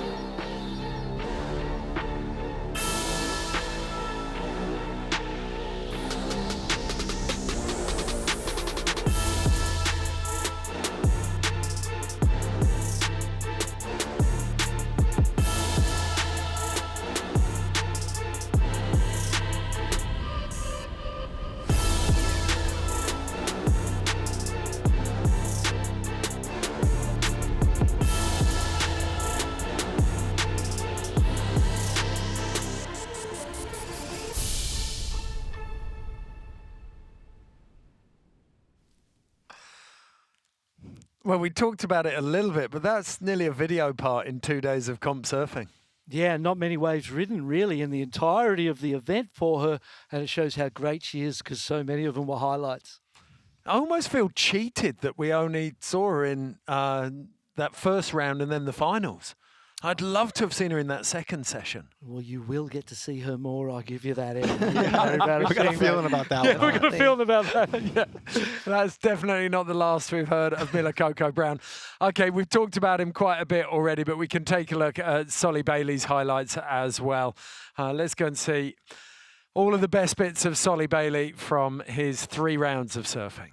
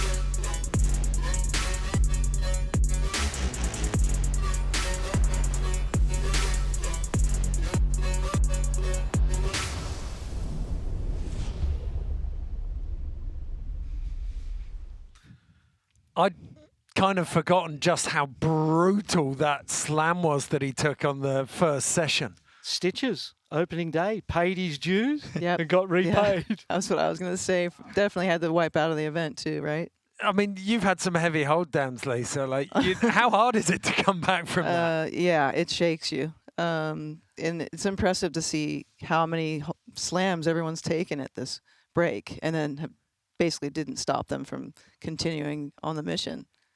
It's also rad to know that Solly was riding a bunch of different boards to the event. Going back to the highlight reel, he was on a yellow board the first day, and we know he switched up his board the second day. So he really did a great job of overcoming slight adversities through the day to make it his own win in his own way. Yeah, he had a really strong sense of what he wanted to do potentially and how he wanted to do it when you look at it like that. Yeah, absolutely. Representing the Bundjalung people of the north coast of Australia, on the east coast of Australia, middle north coast of Australia, there where he lives, Byron Bay area. So he's a proud Indigenous Australian, flying the flag, and did the nation proud. Oh, it's fantastic. And how little bit of disappointment for Lisa and Tanner there that Australia took all the bragging rights on the first NST Surf? I'm not disappointed at all. This was amazing and so inspiring. And I got to see everyone surf at an extremely high level. So I couldn't have asked for a better event to watch.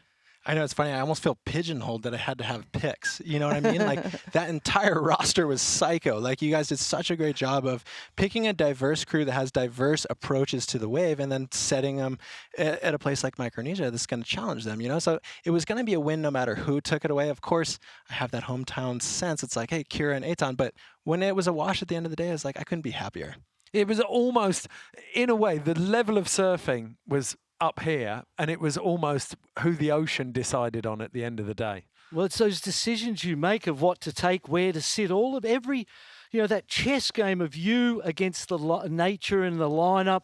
That's a complicated thing, mate. And it can't be undervalued. Just to be in the right place at the right time is an incredibly difficult thing to do. And as surfers, we spend our lives trying to be in that pocket, in that zone, you know? You've just done, Tanner did it for me earlier, you've just segued for me perfectly, because this whole event wouldn't have happened without Surfline and the forecasting. This is a little piece we put together just to show you the role they played with their storm trek.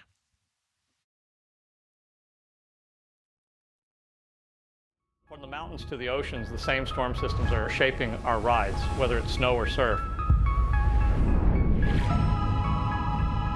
The storm that we're looking at was part of this broader, longer range pattern that developed around mid-December and stretched for about a month.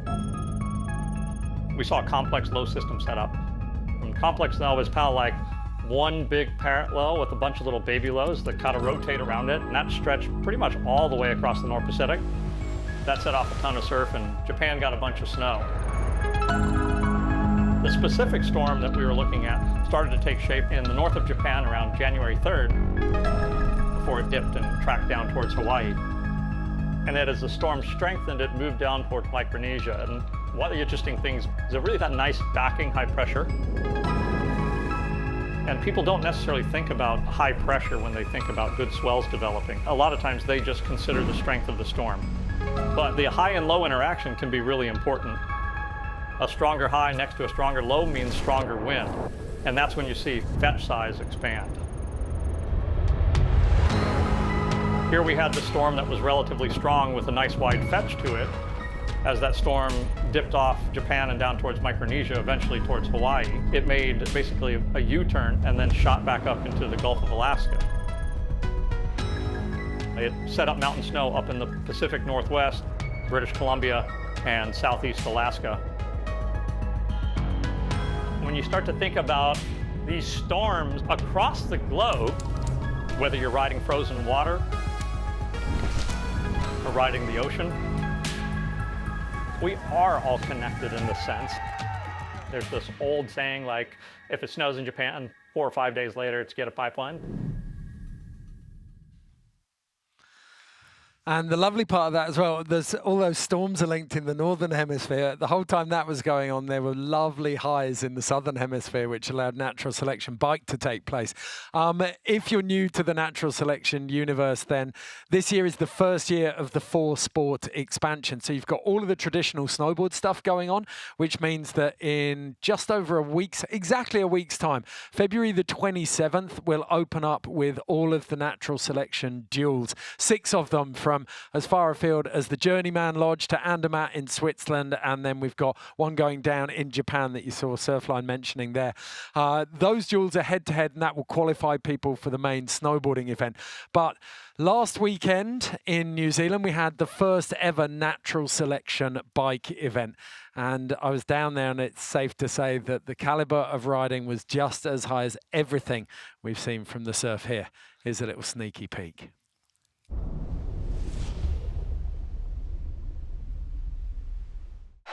There we go, let's make some noise.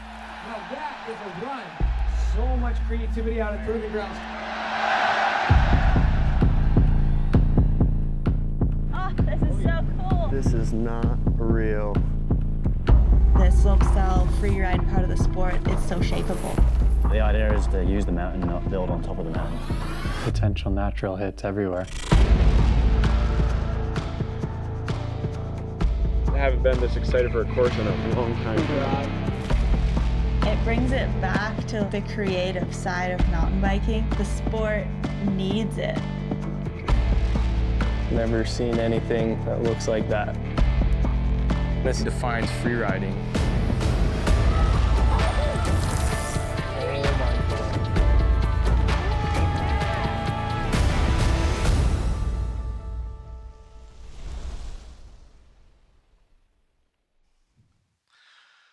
Natural Selection Bike will be available to watch on Red Bull TV March the 5th, exactly the same time as both of these surf broadcasts, 12 p.m. So do not miss that, I promise you. It's an absolute scorcher.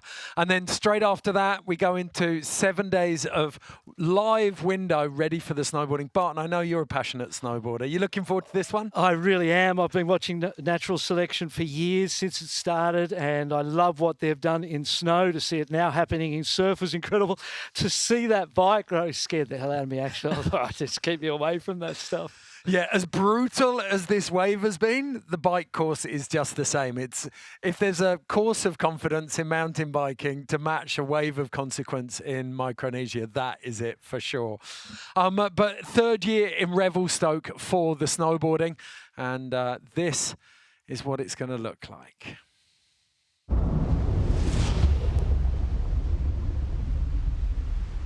The best riders, incredible natural terrain. This is Yeti Natural Selection. Expect to see big, heavy hitting runs.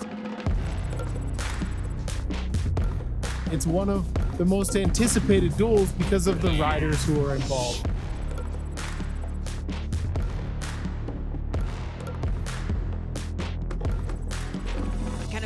heart pumping out of my chest right now.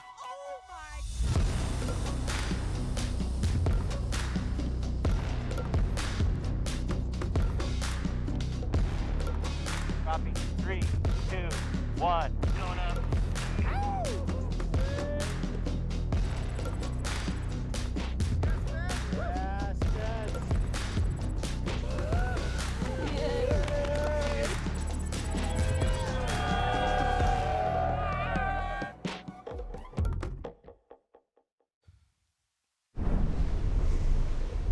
So keep an eye on all of Natural Selection social channels. So that's at Natural Selection on Instagram, or you can take a look at Natural Selection Bike, Natural Selection Snow, Natural Selection Surf, and Natural Selection Ski.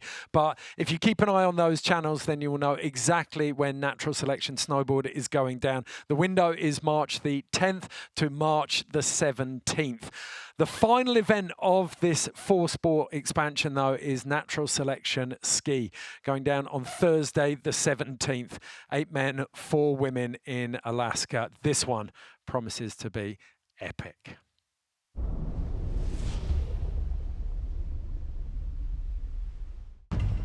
This is truly made for athletes by athletes. The highest level backcountry freestyle contest on the planet. Skiing and creativity in its most authentic form. It's gonna be way different than any ski contest we've ever seen before.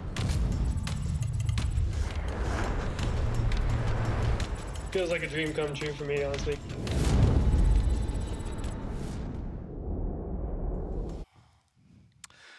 So much to look forward to in the coming months. So keep it locked here. Follow Natural Selection on all of the social channels. That pretty much brings us to the end, though. How are you feeling? Oh, I'm that happy, eh? I'm kind of like, what a time to be alive. That was insane. Thank you so much. Thanks for that was having so us. great. Oh, thank you, guys. It's been incredible. I mean, Barton cried a little bit. And the insight that you brought was fantastic. I think on behalf of all the viewers, thank you so much for your experience and expertise. That was so much fun. Thank you, mate. It was a ball. Yeah, it was a pleasure. Such a grateful opportunity. Thank you. Okay, thank you all so much for watching. Please join us when Natural Selection comes back in a couple of weeks for the Duels and Natural Selection Bike. We'll see you then. Okay, I'm so summer. Everyone else is hungover though, so it's all the same. Same hype. Holy shit! That was the best wave I got this whole trip. I want to see the clip. It's starting to get less and less sick in my mind. It was just sick to share pumping waves with all the girls and just watch everyone charge. There was just such a good vibe out there. Our first day we were landing, looking at this like reeling right, and I just knew it was going to be super fun. That's some of the gnarliest and rawest ocean that most of us had been in. Like they were just proper sea monsters, the ones that were coming. For me, it was just great to see an event where like we don't run on the bad days and we wait and everyone listened to the athletes. So it was really cool to have that vibe and then get an opportunity to surf like once in a lifetime waves. Felt like the wave of my life. I'd like to see it. The jet ski guys were losing it. They're like, that would have been so sick. I'm like, I made it. They're like freaking out. They're like, no fucking way.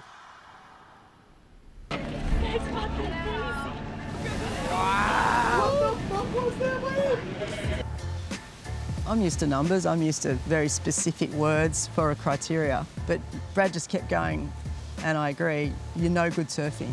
It's just this overall impression and trust that we'll come up with the right result. We need events like this. And I want to see the best of the best, and I don't care where people are from or what their hype is or whatever. When someone does something incredible, I'm like, I saw that, man. The best waves in the world are at remote destinations, and seeing how it ran over the last few days, it kind of gives you hope that like you can do this anywhere in the world. And like I'm genuinely excited to see where it's going to head, and if we can keep pulling it off.